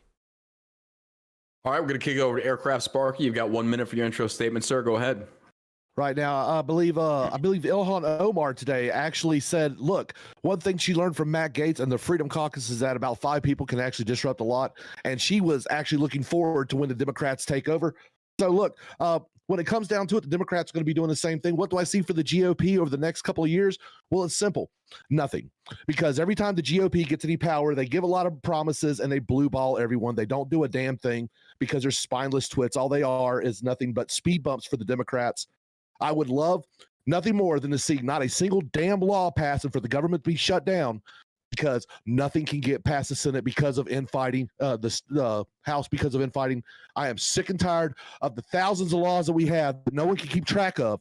We need to have less laws. For every one law that we pass, we should subtract 2 or 3. That's just my opinion. All right, we're going to go to Joe. You've got 1 minute on the clock, sir. Go right ahead. Yeah, I never thought. I mean, Republicans promised an obstructionist. Sorry, but what an arbitrary fucking proposal. If you want to pass a new seatbelt law, you've got to remove 3 traffic laws. Dude, it would suck, because as we innovate more technologies, we have to add regulations to it. Eventually, we're just gonna be I'm sorry, we can no longer regulate the traffic. We got to get rid of all traffic cones now. We got to get rid of the fucking stop signs. We had to remove like 20 laws this week. It's not. Oh my god, what an arbitrary system. Can make concessions based on previous information. That's not to say he doesn't have information about what candidates advocate for, but there's definitely seems to be a gap in information and stuff. And again, it might something work out for everybody, but it remains to be seen for me. You have a tiny minority of Republicans from ruby red districts sticking it to Garfield it's been this ultimate power play. And maybe it is, but doesn't seem like a byproduct of the. I don't know. It's kind of interesting to me. I will say though, long term, I think that Republicans have something in parental rights, and I think they need to start taking advocacy groups like Moms for Liberty seriously. Granted, they've been doing incredibly well on school boards, and if they're able to tap into this political moment for them, that would be something very advantageous, because Democrats still don't think that organizations that are parental rights groups, mommy bear organizations, are actually real. So I think in the next 2 years, that's something they could capitalize on, but that remains to be seen. So I'd say if I'm a Republican right now, I'd be pushing for parental rights, prioritization of internal debate, pressuring Democrats on their funding and war spending on Ukraine, and then positioning candidates that could be healthy choice for their evolving electorate to challenge Donald Trump. Roger that. Over to Sansol. You've got 1 minute, sir. Go right ahead. Yeah, I think that this is really interesting to watch it play out, to see the very, very hardcore pro-Trump side versus what I like, for lack of a better term, like the establishment or the corporate Republicans kind of duking it out for control. After Trump lost the 2020 election, it's really interesting to see like where the Republican goes without that figurehead at the top, you know. In terms of like the force the vote cope that was just said earlier, the reason why force the vote was so stupid and why this action is so stupid, although I can actually say it's a little bit more understandable on the Republican side than it was on the liberal side, because in the liberals' case, they were pushing for one of the largest pieces of legislation that this country would ever pass in its entire fucking history, the like single payer healthcare, which was never going to pass with a Republican Senate. Right now we have a Democrat Senate, and the Republicans are pushing for what concessions? Largely small ones, and it's largely just for virtue signaling reasons. They're showing a massive disorganization in their party. They're not showing that they have any cohesiveness whatsoever to be able to govern, and it's a pretty big embarrassment on the Republican side. I've thought that McCarthy was a big shoo-in for the speaker role, but I guess we're gonna have to see if Matt Gaetz's Hail Mary to get Trump to be the speaker will pan out. All right. Last, most certainly not least, we've got Fabian. Fabian, you've got 1 minute, and then we'll go into open discussion. Fabian, go ahead, sir. Yeah, so I mean, we're certainly seeing like a populism. You hear this word all the time. You're seeing populism come forward in the Republican side, and the cool thing about populism is like a really sophomoric ideology, right? Like it's just they're bad guys, they're the elites, but it usually wakes people up to the problems, and then new ideologies and political philosophies then emerge from that. Sometimes it's communist, sometimes it's fascist, sometimes it's libertarian, sometimes it's a new form of constitutional conservatism, whatever it may be. And so it'll be interesting to see what that does in the conservative side. In terms of the red wave, I think the biggest thing is that, GOP backers spent millions trying to get rid of like Carrie Lake and trying to primary people and trying to get rid of Blake Masters. They ran 2 Republicans against each other in Alaska, right? They did tons of things. They wasted millions and millions of dollars trying to get rid of the populist movement to keep the corrupt grand old party. And so that's why you have a red trickle for the most part. The second reason is that Gen Z is culturally Marxist. It just is. Like the new generation coming up is full of Marxists. Right, like even if they're not full blown, like hammer and sickle, their philosophy, their worldview, the way that they approach things is a dialectic, and I think that is entered into open debates. 2 reasons. Oh, sorry. No. You keep going. I'm just saying that now. But I just want to say, yeah. So I just want to say Joe Lewis is absolutely right that if the Republicans want to do anything, and if DeSantis wants to have any success moving forward, they have to focus on both the 40-year plan and the immediate plan, which is understanding that social emotional learning that's in 33% of elementary schools, and that, critical theory and critical pedagogy has completely taken over the education system, and getting behind mama bear movements like Moms for Liberty and Lisa Logan and things like that. And DeSantis in the way that he did, HB 1557. And even though it's stupid, in my opinion, from an optics position, great, like putting Christopher Rufo in charge of shit, right? Like pushing back against the education system is the way to go, not fucking arguing about abortion. Like you got your Supreme Court win. You should have shut the fuck up before the midterms, but you dumbasses wanted to push immediately because you're the Lindsey GOP. Graham wanted, Lindsey Graham wanted from South Carolina. Hold on real quick. Joe's got his hand up. Gentlemen, don't forget hands up. I got Joe, I got Dylan, I got Sparky. Go ahead, Joe, then Rob. Gotcha. Well, that's the thing, Fabian, because respectfully, you're actually incorrect. It's closer to 50% of public schools have some level of SEL in their educational environments. So it's like 60 some odd percent of principals reporting it, 50% of teachers reporting it. I think that I apologize. I was using Second Steps number, just that one. Sure, company. yeah, Second Steps. Like I apologize. I think the 30s within like their I don't know. It's all weird. The reporting's kind of strange, but it's whatever. It's cool. To respond directly, sorry about that. It's that I think that they reveal something that Republicans have always been good at, which is actual grassroots politic and reaching important parts of their electorate at where they're at. That can lead to them having very strong electorates. Like evangelical Christian women is an electorate that they don't have to worry about. Shout out to Concerned Women for America.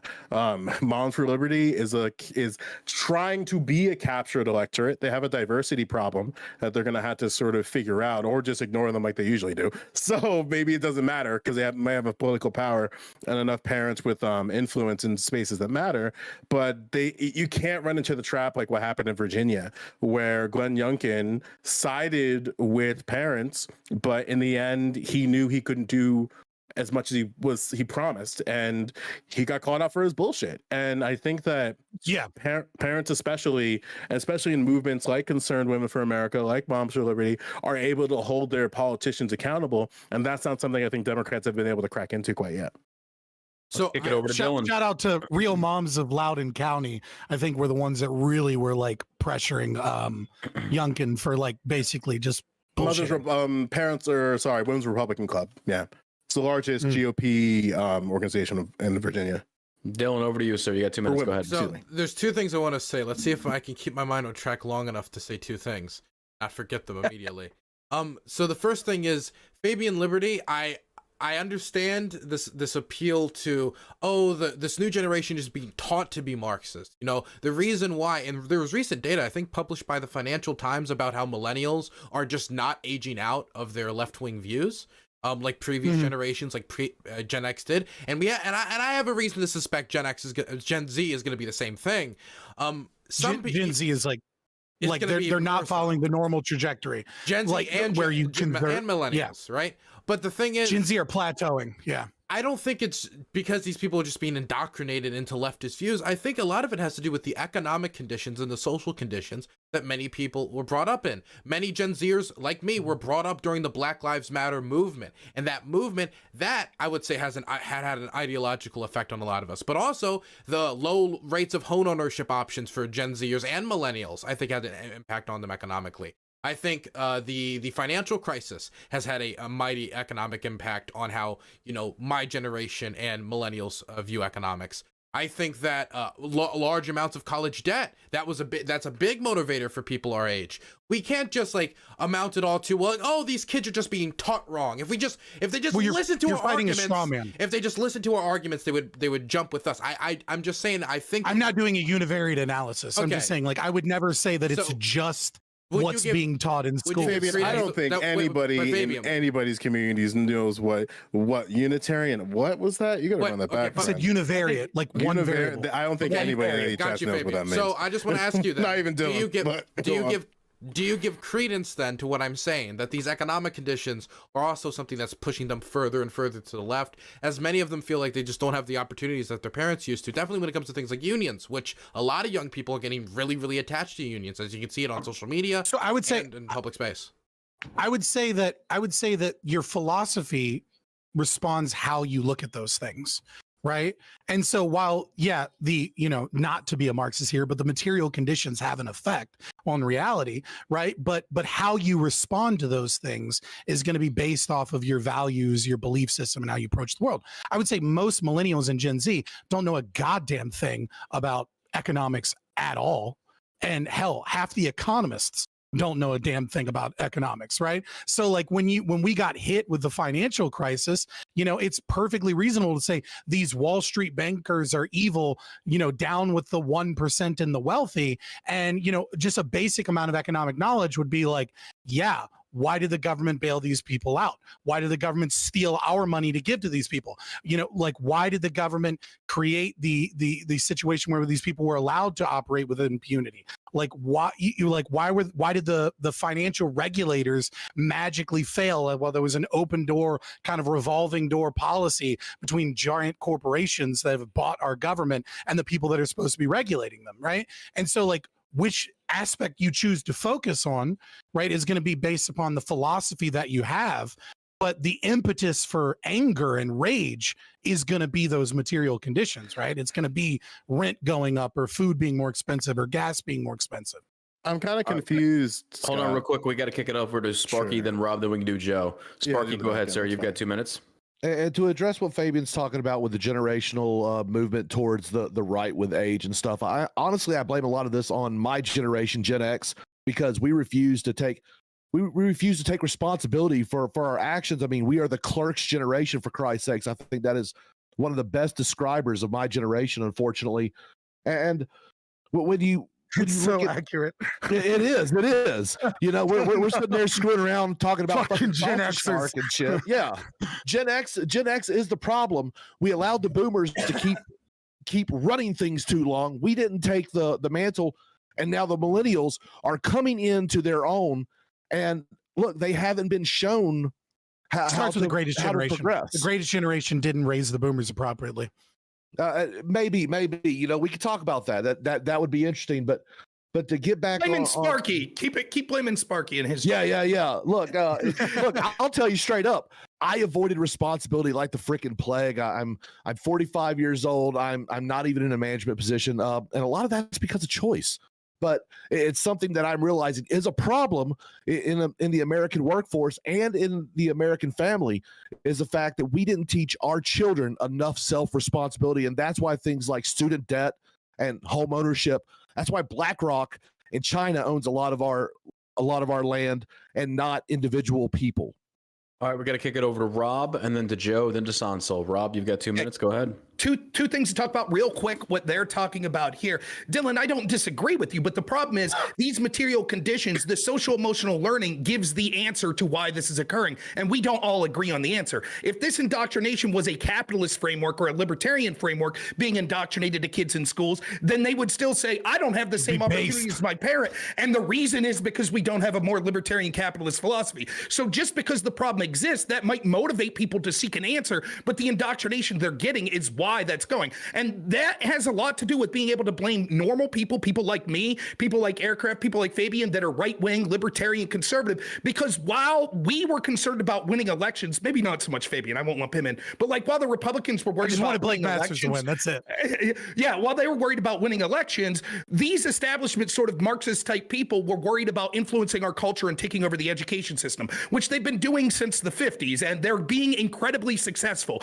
Now, the other thing I want to talk about force the vote is, it is true that force the vote would have been, if John's cool with it, I'd give you a chance. Okay. Yeah, I'd give you a chance. So I really don't think it's just that their conditions are just pushing them in this direction, and then the government is like indoctrinating them this way, and that's why they're becoming more left wing. I don't think that that's the main motivator, if it's a motivator at all, really pushing them in that direction.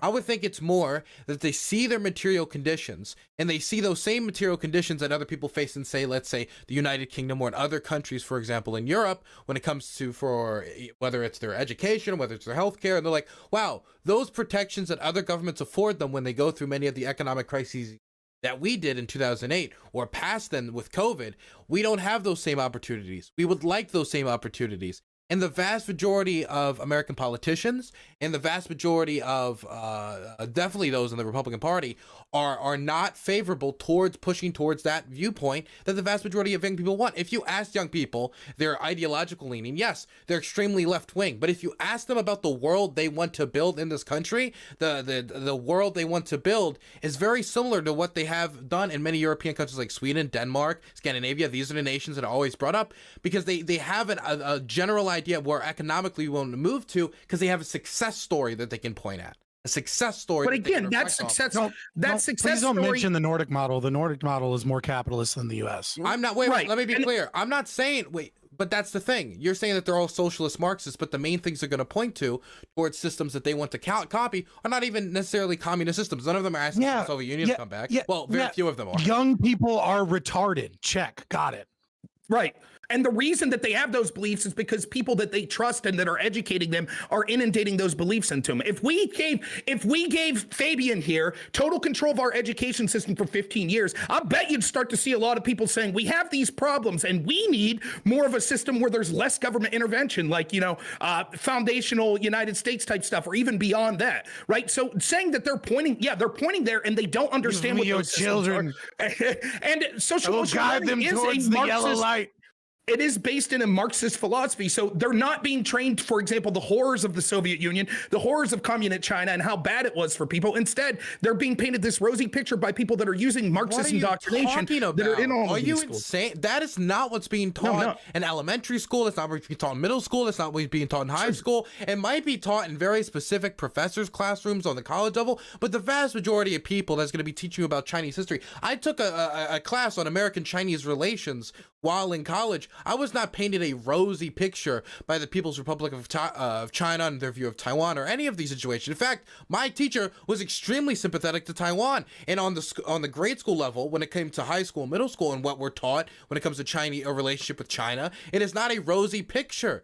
I just don't think it is the educational system that's pushing them on this foreign policy viewpoint that you seem to be sharing, or this economic viewpoint that, oh, now they're all just becoming communist magically because the system was just taken over. I think there's something deeper about how Reaganomics and the more free market system that we've decided we wanted to take when it comes to trying to push back against unions, or when it comes to pushing back against, for example, Lyndon B. Johnson's The Great Society, something that I would be very in favor of. That is what they're looking at, saying that has failed us. We need to go in another direction. I don't think it's, oh, they're just being indoctrinated.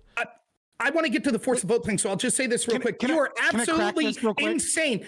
You're real quick. You are absolutely insane if you think I talk to the average fucking 10th grader and they're going to start talking to me about Reaganomics and unions. Bullshit. No, I never, absolute bullshit. Social emotional learning is indoctrinating a worldview, which Fabian can talk about if he wants, that prioritizes these sort of postmodernist sort of victimhood mentality type shit. They don't have any Go ahead. Dylan Burns just proved your entire point right, because every single solitary example he gave about how the young view the world is comparative analysis and judging morality based off of consequentialist outcomes. Not once did he talk about rights. Not once did he talk about what's morally justifiable, unjustifiable, what you can and can't do, what a government should and shouldn't do based off of the liberties of the individual. He just gave you the answer. He's saying yes. When you talk to young people, philosophy in fucking high school, they specifically do everything from a dialectical perspective. And yeah, he's right, and that's the problem. Yeah, that's crazy because back in history, the majority of peasants were always talking about. Hold on, real quick. Let's real quick. Let's go to Sanso, then we'll go back to Dylan. Table at the end of the day. That's ridiculous. We'll do Sanso, then back to Dylan. Go ahead, Sanso. Well, we interrupted Rob's for his force the vote thing. I don't want to derail too far. No, I don't mind waiting. Please, I'm a little bit fucking triggered. The idea that we're gonna sit here and say oh well, all these kids are getting indoctrinated into some sort of Marxist dialectical philosophy. It shows that you guys have no fucking idea what's actually going on in fucking schools. I think it's way fucking easier. I would literally crush your fucking soul on this. I can bury you. We can have a one-on-one about this. Sure, we can have a one-on-one on this in a couple of days or some shit. Okay, but Paulo Freire is the #1 cited social scientist in America with over 460,000 citations. Okay, academia is completely overrun. I thought that John said it was my turn to talk. Let's go, Scott. I want to hear what Sanso holy fucking shit. Yeah, sorry. I think that we can look at what's going on in schools, and there are examples of either individual teachers or individual especially charter schools that don't have to follow rigorous fuck me, I've been drinking too much and I haven't been you're on Twitter. We get it, we're on Twitter, so what's the point? Well, yeah, curriculum. That's the word I was looking for. The idea that we can look at the curriculum that's being taught in public schools versus charter schools. There might be individual charter schools. There might be individual private schools. There might be individual teachers that might be pushing some sort of ideology. But by and large, this idea that people are teaching Marxist ideology, whether it's 1 or 2 or 3 steps removed, is fucking ludicrous. But I do think that we can look at the way that the online, Jesus fucking Christ, shut the fuck up. The idea that we can look online and we can look at the culture online, and we can look at Twitter, we can look at TikTok, we can look at all these different places and see how ideas are spread that way, especially to people in high school. We can definitely see that there's a much easier through line there with a lot more evidence for how people might get these ideas pushed to them through algorithmic, people liking things and it shows up in more people's feeds. I think that's way easier to figure out where all these especially further and further and further left-leaning ideas come from, right? Especially when you look at like children and like young adults who are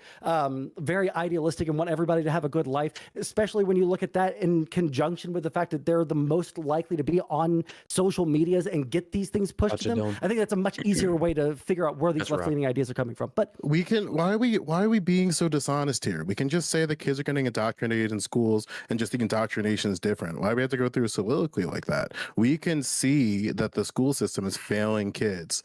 It's failing young adults. It's been doing it when I was in school. It's been doing it. You've been in school, Sansol, Dylan, Fabian, Rob, Sparky, John.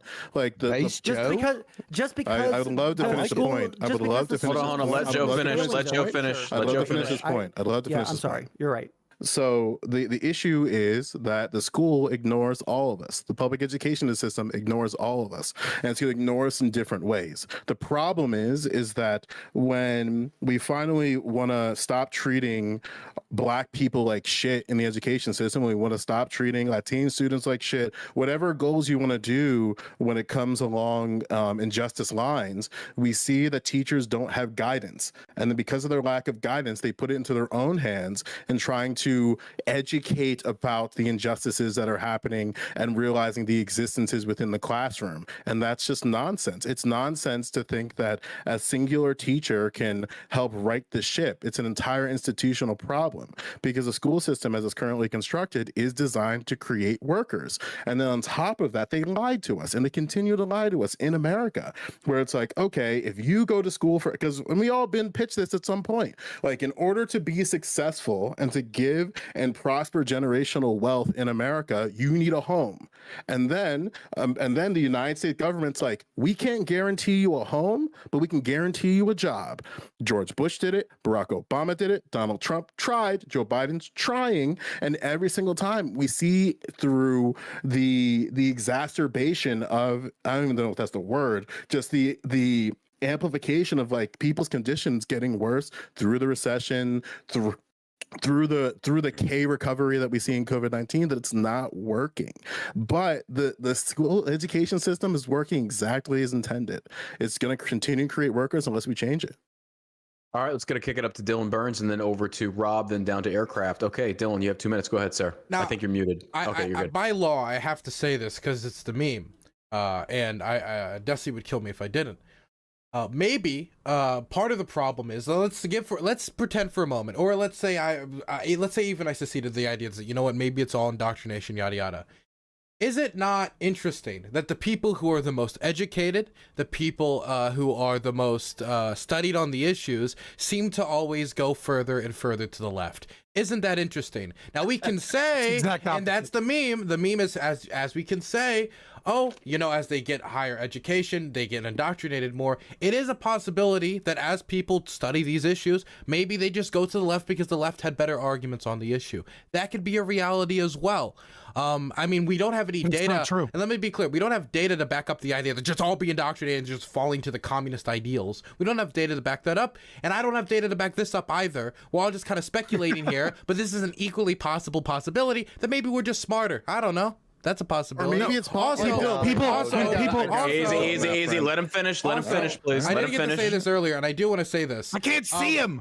Aircraft Sparky said earlier that it's bright of these guys to shut down the federal government. I live in Maryland, and if you live in the Maryland, Virginia area, immediately you can see like the politics react when one of the sides tries to shut it down, because the federal employees say, these motherfuckers are making me not get paid, these motherfuckers are meaning I can't go out and do my job. And that's why Republicans had a lot of anger in the Maryland area. And probably part of the reason why Larry Hogan is no longer governor and we have a Democrat in office is because of Republican shutdowns. Fuck Nova. I mean, jobs. All right, hold on real quick. We got to go over to air. We got to go to Rob, then Aircraft, then we'll go to Liberty. All right, Rob, go ahead, sir. Can you put me last on that chain? Schools on. What's up? Can you put me last on that chain? Oh yeah, it's going to be Rob, Aircraft, Fabian, then Joe. Or Scotcho, or whatever. Like, I just want to be last in this exchange as well. Okay. Yeah. We actually got to wrap this up very soon because we're almost at 9:30, which ends the panel. But we'll give you last word there, Joe. Four topics. Rob. Let's go. All right. We can keep going if y'all want. It's up to you. But Rob, let's go ahead. You have 2 minutes. Go Okay, ahead, sir. I'll say this quick, right? Yeah, to Dylan's last point there, we won't talk about the forced vote. I guess we're not going to get there, but to Dylan's last point there, right? All of these workers that rely on government, coincidentally, that also are putting their thumb on the scale in various ways when it comes to, oh, there is no deep state. It's not that these people have, they don't have ideological differences that causes them to do all this thing as their role in the DOD or their role as teachers getting paid for the state. And then Dylan gives the game away. Well, they all are invested in the party that's going to have a bigger state continue to win. And they don't like it when people want lower state. Yeah, you're absolutely right. So thanks for giving the definition of sort of what the deep state entails at the local level and at the smaller level. So I'm sure they are pissed if people said we want to stop wasteful government spending and things like that.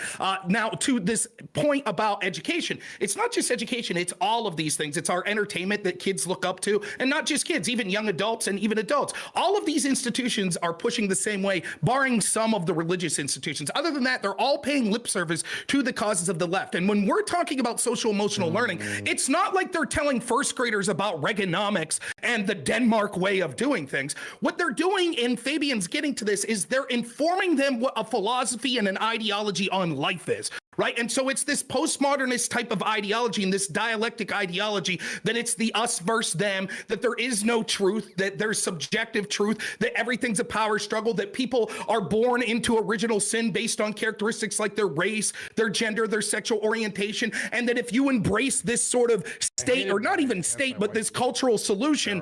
And so, I mean, it's just absurd. Dylan's definition of this, like the idea that the left is just smarter, is absolute bullshit. It just is. It's why they don't want debates. It's why they rely on censorship. It's why they rely on Dylan. Every time I talk to you, I crush you. So I don't think that you're a good example of this. It's relying on censorship and total control of the flow of information and indoctrination of people through things like our culture, like the entertainment industry, academia, etc. Even left wingers, like what's the name that the guy that runs Heterodox Academy, right? He's a left winger, Jonathan Haidt. He's been talking about the problems of the indoctrination and how one-sided academia is becoming. And we used to think it was just a problem with higher ed, but it's actually a problem when it comes to the lower levels. And so, yes, it's not surprising that when every institution is telling people from kindergarten or before all of this dialectic sort of postmodernist Marxist bullshit from Paulo Freire and all of these other people separating people in all of these ways, it's not surprising that then they grow up thinking this is the way. It's not even that they think they're right.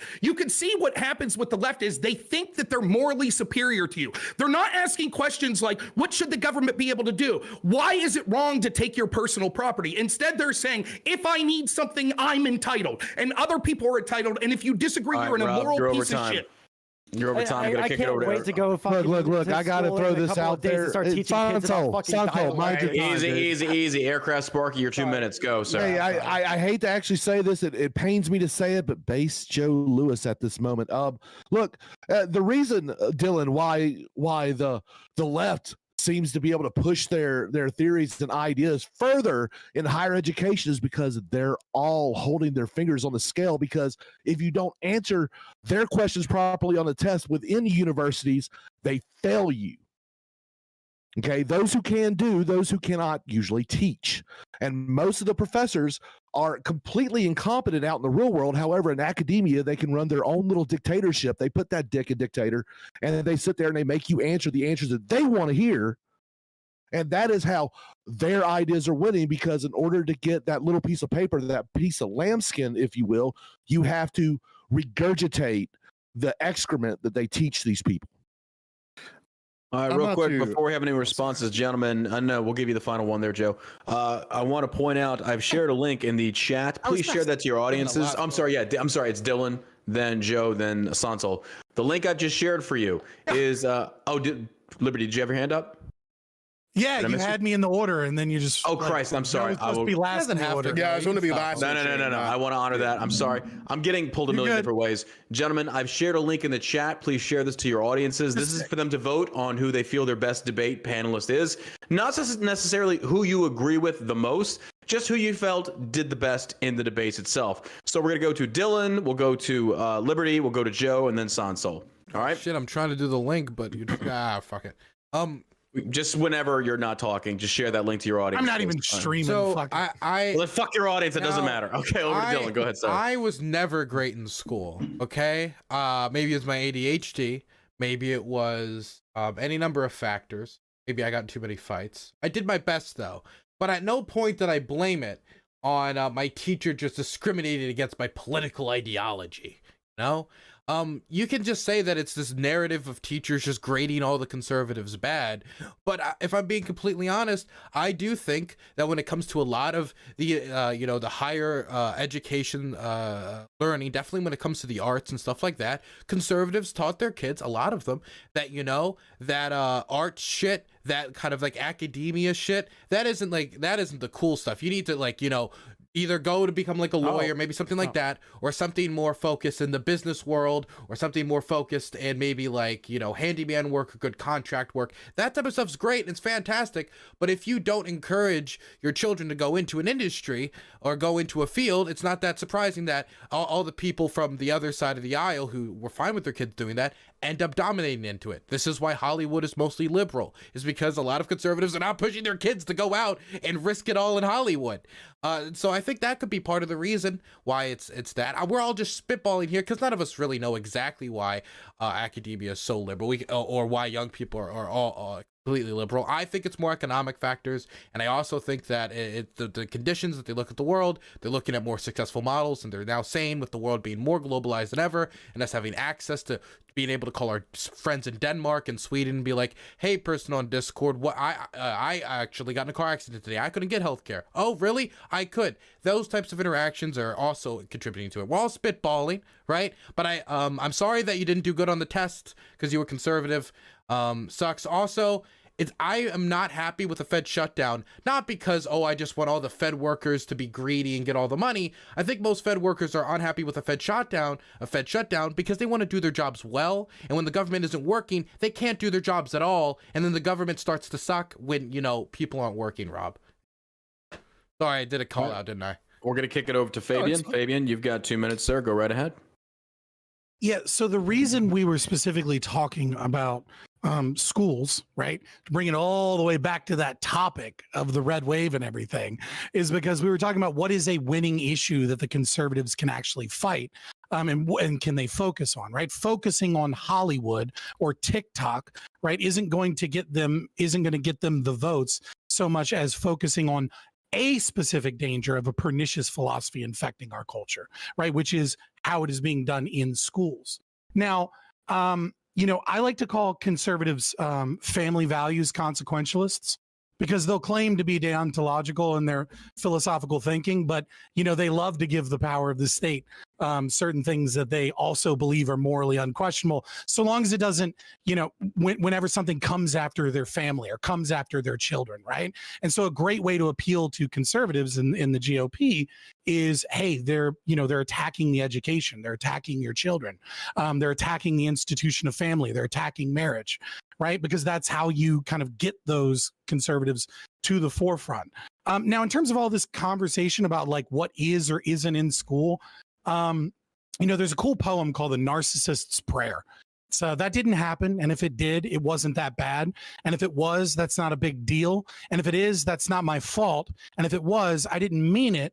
And if I did, you deserved it. And that's exactly what we're seeing on display here, because we've already seen Ibram Kendi, Sumi Cho, and Kimberly Crenshaw, along with Second Step and Psychus, coming together to say, yes, critical race theory is in schools. It's been in schools since the 1990s. We've been getting as much of it as possible as we can into schools, and we need more of it. And yet a few years ago, you had tons of people being like, oh, this isn't in schools, it's not happening. And we're seeing the same thing with queer theory, and we're seeing the same thing with the general discussion of critical pedagogy and trying to downplay things. And we'll see the same thing in the next couple of years when we talk about sexual citizenship for children, and we'll pretend like that's not in schools until they eventually admit that they're teaching queer theory that is inherently pedophilic to your children. Yep. All right, we're gonna go ahead and go over to Joe Lewis. Joe, you've got 2 minutes. Go ahead. Yeah, I mean, I hate to break it to you, but like the gender way, the Rainbow Mafia isn't coming after your kids. The CRT Illuminati isn't coming after your kids, because there's just other agitators, right? And we can recognize this because at the end of the day, the education system is not designed to recognize any of these people. It's not designed to recognize anybody of the Rainbow Mafia. It's not recognizing Black people, Latino people. It's not recognizing these people, and it's lying to all groups troops at the same time. Like, I graduated high school in 2008. I was in a time, I went right into the recession. And then when I was in college, Me too. during the recession. And I'm like, God forbid I was a adult during 2001 or an 18-year-old, I would be in Iraq. Period. It's like there's no way that I would have not gotten roped in to that army propaganda. And the army still has an arm for the middle class, for poor people, because they know that, you know, these conditions outside of these four walls are deteriorating. And what do you need to make sure you can get a future for your family, a home? And the military is an avenue for that. Like, this is something that ropes in kids every year. It can't stop, won't stop. And only the richest of the richest motherfuckers are going to be able to skirt it, unless you have somebody in your family who might be able to guilt you in that to be a Marine or something. But at the end of the day, I don't think these agitations of like the LGBTQI plus, whatever you want to see, just not treating black people like shit in academia, it's going to continue. It has no desire for it to stop. Basically, what we're seeing, Fabian, is that they want to give just enough attention so that everybody shuts up about their injustice claim. And the minute they shut up about their injustice claim, if they went 5% to do that, great. 10% to do that, great. But they're not going 100%. They're not going to change the system as we know it, you know? Sonsol, over to you for 2 minutes. Go ahead. Yeah, I mean, I was really interested to have a conversation about the future of the Republican Party, but now here we are. Like, I don't know. I mean, I'm currently in school. I'm going into education. You know, I'm getting experience by being a substitute teacher. I can't wait when I start back at school on Tuesday to read the lesson plans and start teaching all the fucking like 6 and 7-year-olds about dialectical materialism and how to fucking turn themselves trans. I can't. Hey everybody, quickly, there's a link in chat. Danabo just posted it where you could vote for who you guys think won the debate. So you can go rig the democratic process, everyone. Rig it like you've never rigged an election before, like we're always supposed to do as Democrat. Of course, just go vote. I don't care if you do whatever. Where were we? Oh yeah, indoctrinating our fucking children with now. It's really insane to me, coming from someone who has worked in elementary schools, in multiple elementary schools, right, where they're saying that it starts. I haven't seen any of this shit. When I go into fucking class and I'm helping like kids learn their ABCs and 1, 2, 3s, I don't remember seeing any pictures of fucking Karl Marx up there. But you know what? Maybe I'm just a little bit blind. Maybe I don't have my glasses yet, you know? Now, I don't really have too much to say about this, because if I'm going to have a conversation where we're citing like 50 million fucking philosophers from the fucking 1800s through the like mid 20th century, then I'm going to need to do a little bit of fucking prep, because this isn't my like fucking life's work to fucking decide whether or not children are being turned trans because they were like shown, you know, like fucking like crazy like postmodernist theory from the 60s. But you know, maybe I'm wrong. Maybe, you know, maybe I'll like do some research and I'll find out. But I've never been given any proof of this. I don't know why Joe Lewis is agreeing with you guys that that children are being indoctrinated into fucking Marxism. That's really insane to me. And also, it's really fucking insane to me that he's saying that people are being like indoctrinated into the military from like the poorest of our poorest people in our country, when the primary like demographic that the army pulls from is people in the middle class and people. That's what I said. Oh, I'm sorry. You misrepresented what I said. I said middle class. Sorry, I must have misheard you then. Wait, are we interrupting for misrepresentations? Because I would like to post hoc interrupt literally everything. I mean, I only talked like 3 times, so I made it very simple to understand my points. So. Oh, okay. Well, I mean, when you're talking about like them targeting fucking kids in high school, like they're like primarily pulling from like people who are like desperate for housing, when that's not like the primary reason why people pull or army recruiters lie to high school kids. We know this to be true. Yeah, but that's not the reason that people join the army primarily. The primary reason is because they have family that are like or veterans. Or you get hit with an army recruiter that bullies you into recruitment. We've seen this. Bullies before. you into recruitment? You can talk to John about it. You can talk to Fabian about it. You can talk to Sparky about it. If a recruiter's mouth is moving, they are lying. Hey, as an employee of a 3-letter organization, I cannot disclose. You will not mistreat our armed forces in any way, Joe Lewis. Stop. Dylan, I mean, there's is that organization AZLP? if you watch, That's if 4 you watch letters, nine, Rob. Oh, my not, bad. I mean, I'm about to meme a little bit. Public Let me meme for education. like, can I mean one thing? Like, Go if ahead. you watched any type of propaganda, Law and Order, SVU, 911, CSI, you think there's black people all over in all these institutions in high positions of power. You think the CIA would be run by a nigga, but at the end of the day, that ain't the case.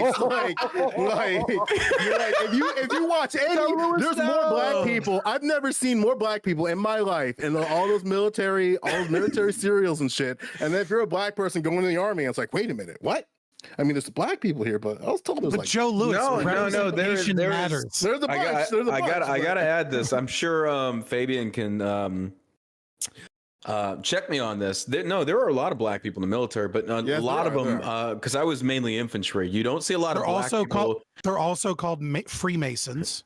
Oh no, there is a lot of black racism. There's racism in general in the military. Let's not even beat around the bush on that. But at the same token, Freemasons is what I said. no. Oh, you're saying, There's black Masons. like, listen, I can't listen. Hold if on, you're- let me finish the statement. I'm just saying that black people, by and large, the one thing I did notice, they were very heavily represented in the equal opportunity field. They were very heavily represented in the S shops, more paperwork. I didn't see them signing up a lot for the manual labor or highly dangerous jobs. Not saying they didn't, they do, but it's primarily more white and Latino. Cooks and truck drivers had a lot Yeah. of black people, and Yeah, tho- that, I I did mean see that's that as hard well. fucking work. Didn't see many in aviation either, by the way. No, throwing didn't that either. out Yeah, there. 100%. But then also we have to chalk that back up to the fact that, like, what is it? 55% of the population is white. So naturally, you're going to see an overrepresentation of white It's like people. 5'4", I think, right? So- Yeah, but even still, though, it always struck me funny is like, why is it that black people are naturally drawn to those types of MOSs/jobs within the military, and how did they get there? Is that something that they freely did, or was it a recruiter said this is the direction you should go? John, Because I feel like if there's, go ahead. No, I don't think you're right, John. Because like, What? when I was in Ukraine, I didn't see a lot of black soldiers. You're in Ukraine. You're not in the Yeah. American military. I know. That's true. Okay. I mean, I have a theory. okay. John, How many black my people DM work at from earlier, I'm Raytheon? gonna have to Actually- like skip out Oh, a shit. couple of Real sections. quick, here. guys. Look. It's Push pause it's on this because real the quick. I'm Nazi sorry. tattoos don't show up that well. Yeah. Let's push. Sansol has to leave us a real quick aftershock. Can you give me the results of the voting thing? Now, again, this is just to test this out. It's just for your audiences to vote who they feel did the best in tonight's debate. Being the Sansol has to go, we're still going to keep the debate going. I got one more topic I want to lob to you guys. So real yeah, quick. let's say. Oh, shit. And here are the results. You've got Dylan Burns coming in at 37%. Second, you have Rob Knorr at 27%. Third, you have Fabian at 18%. Joe Lewis with 7%. Aircraft Sparky 7%. And Sansol with 4%. Now, again, some people have bigger So, like, audiences. directly correlated to audience size. Scientific. Directly correlated to audience This size. is Folks, no, it this is a isn't. No, it concept. isn't. This is scientific truth, and you know it. This is a It just government happens. backed See, data. look, I don't know. Okay. Look, say, John, we're not even done yet, and they've already denied an election. See, this is how conservatives act every time. I'm just saying, The CIA operative wins on a it's CIA directly platform. related to audience size. Never. I don't know what you're talking about. Man, it sounds Wait, like a wait, bunch wait, of wait, hope wait, from you, Fabian. wait, I'm wait, just everyone. using data. That's what it turns Impartial. out Wait, to be, wait, wait, right? Impartial. Please. I just heard a water pipe. We got broke. banned on Twitch, Can we so get some more we get a votes pass. to come in? There's a water pipe breaking over here. So let's stop the count and get some more votes to come in here, and then we can find out who. I'm not even real quick, streaming Don't right worry, now. gentlemen, drops coming. Real quick, Sansol, thank you for being here tonight, sir. Always good to have you Thanks on for the panel. inviting me. Absolutely. Make sure you check out again shellshockcbd.com. DM me what you want from there. We'll send it to you probably Monday when we go back into work. Just for coming on the panel. So thank you. Yeah, 100%. You can Thank for get having me. a little bit more accurate if you do the Oxford style though. I'm sorry, I didn't hear the first half of what you said there, but yeah, is it okay if I plug myself really quick? before I head out? Absolutely. Yeah. Let everybody know. Yeah, I'm Sansol. I like to play video games, and I'm really bad at them. If people like what I said, they can follow me on Sansol on YouTube, since I got banned on Twitch for denying the trans genocide. If you guys didn't like what I said, you're also welcome to follow me, because I love arguing with people all the time. It's very fun for me. Fabian, if you want to like set up that conversation about education and stuff, I think that there's a lot of concessions that I would make to you that about like the postmodernist philosophers and shit in the 20th century. A lot of them were like decent. Some of them were really, really, really ultra fucking cringe, especially like some of the like early like critical theory people like said some really fucking like crazy things. But that aside, I think it would be a really interesting discussion. I just need to like actually, get some fucking sources in line. I'll give you a couple weeks because obviously I can't do it on Twitch, so it has to be on like one of my YouTube days. Yeah, and I got a community guideline strike for medical misinformation for talking about the jab. Gotcha. Well, anyways, I'll catch you guys later. Thanks for having me. Appreciate you being here, man. Thank you. All right, bye. Hit the button too. I gotta actually leave as well. Okay. Well, hey, Joe, tell everybody where they can find you at. Yeah, you can follow me twitch.tv /Joe Lewis with two O's. Twitter is the same handle. If there's something you want more clarification, just feel free to add me on Twitter or just send me a DM or something. Be glad to clarify and clear stuff up. Thank you for being here, Joe. Again, don't forget, DM me. Tell me what you like from Shell Shock, if anything at all. But yeah, thank you for coming on the show, man. Really appreciate you being here. Absolutely. Thank you guys for having me. Take care. Have a great night. Have a good night. See you, Joe. Take care, Joe. See you, Joe. Oh, so that leaves us with Dylan Burns, Rob. Topic is now cops because I will be more leftist than the entire fucking panel.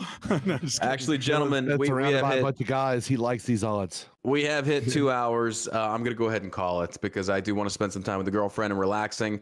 I think 2 hours is a good period of time. I think it was some really good discussions here tonight.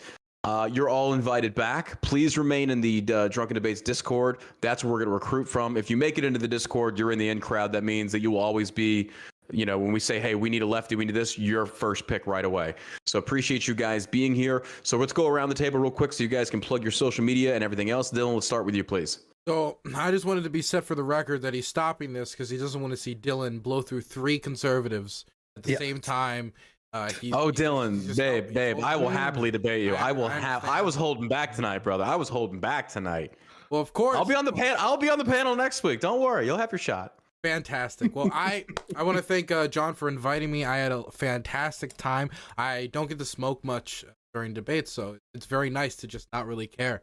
But if you want to find me, you can find myself at Dylan Burns TV on YouTube, Dylan Burns Live. If you want to see my daily stuff, I also stream on Twitch, Dylan Burns TV, and Dylan Burns 7076 on Twitter.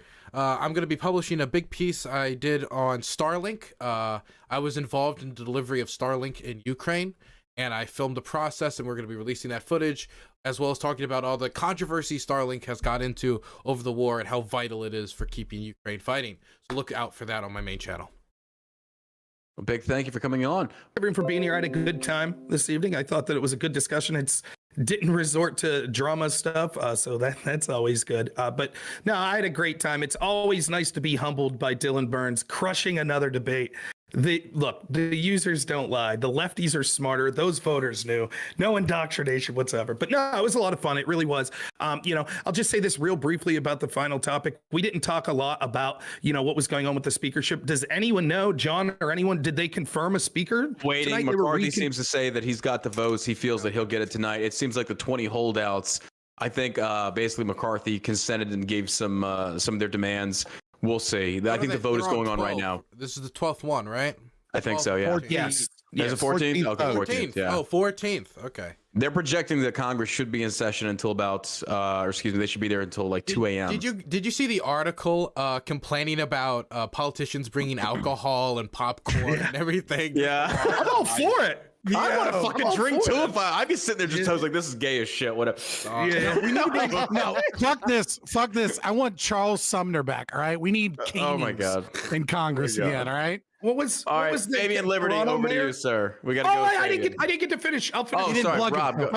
Rob, go ahead. You'll be able to see me. Hopefully, I'll be doing some more stuff with John here soon. You can find me the channel Unplugging's Rumble. So I'm at Normal America on Rumble. You can find me there. I'll be hosting next week. John will be debating, and I stream almost every evening at 9 p.m. Eastern. So you'll always be able to find me Rumble streaming there. Thank you so much for bringing me. I really appreciate it. Absolutely, Fabian. Over to you, sir. Yeah, I am Scott from Fabian Liberty. We stream every day, Monday through Thursday, 7 p.m., usually till about midnight or sometimes later. On Twitch, we put all our good stuff up on YouTube. Fabian Liberty pretty much everywhere, Twitter, Rumble, everything. Yeah, it was fun. I appreciate you having me. I am the largest libertarian in the Twitch politics space, but that's saying literally nothing because if you're not a lefty, you get banned pretty quick in Twitch politics. So we'll see how long I get to stay there. I have no idea how Sonsol got banned for trans stuff when I did a fucking panel with Blair White, Chloe Cole, Buck Angel. who was it else? Buck Angel, Taftash, who else? Tulipar Richie. Sinead from Gen Spec. Like, I have the amount of shit I have talked against trans rights activists. I have no idea. Like, Keffels reached out to me for a debate once and like looked at my content and then like just like ghosted for like 6 months. She was like, "Oh, I'm not taking that shit on." So I don't fucking know how the fuck I haven't gotten kicked out of there. So until I'm kicked out, come check us out. Real quick, I gotta ask, what's with the Hobbit background? You never explained that. Okay, so one, I'm an extreme libertarian, right? Okay. And if you actually read like the lore, Hey boys, I'm getting out of there. I don't need to listen to all their outros. Do you guys need the outros?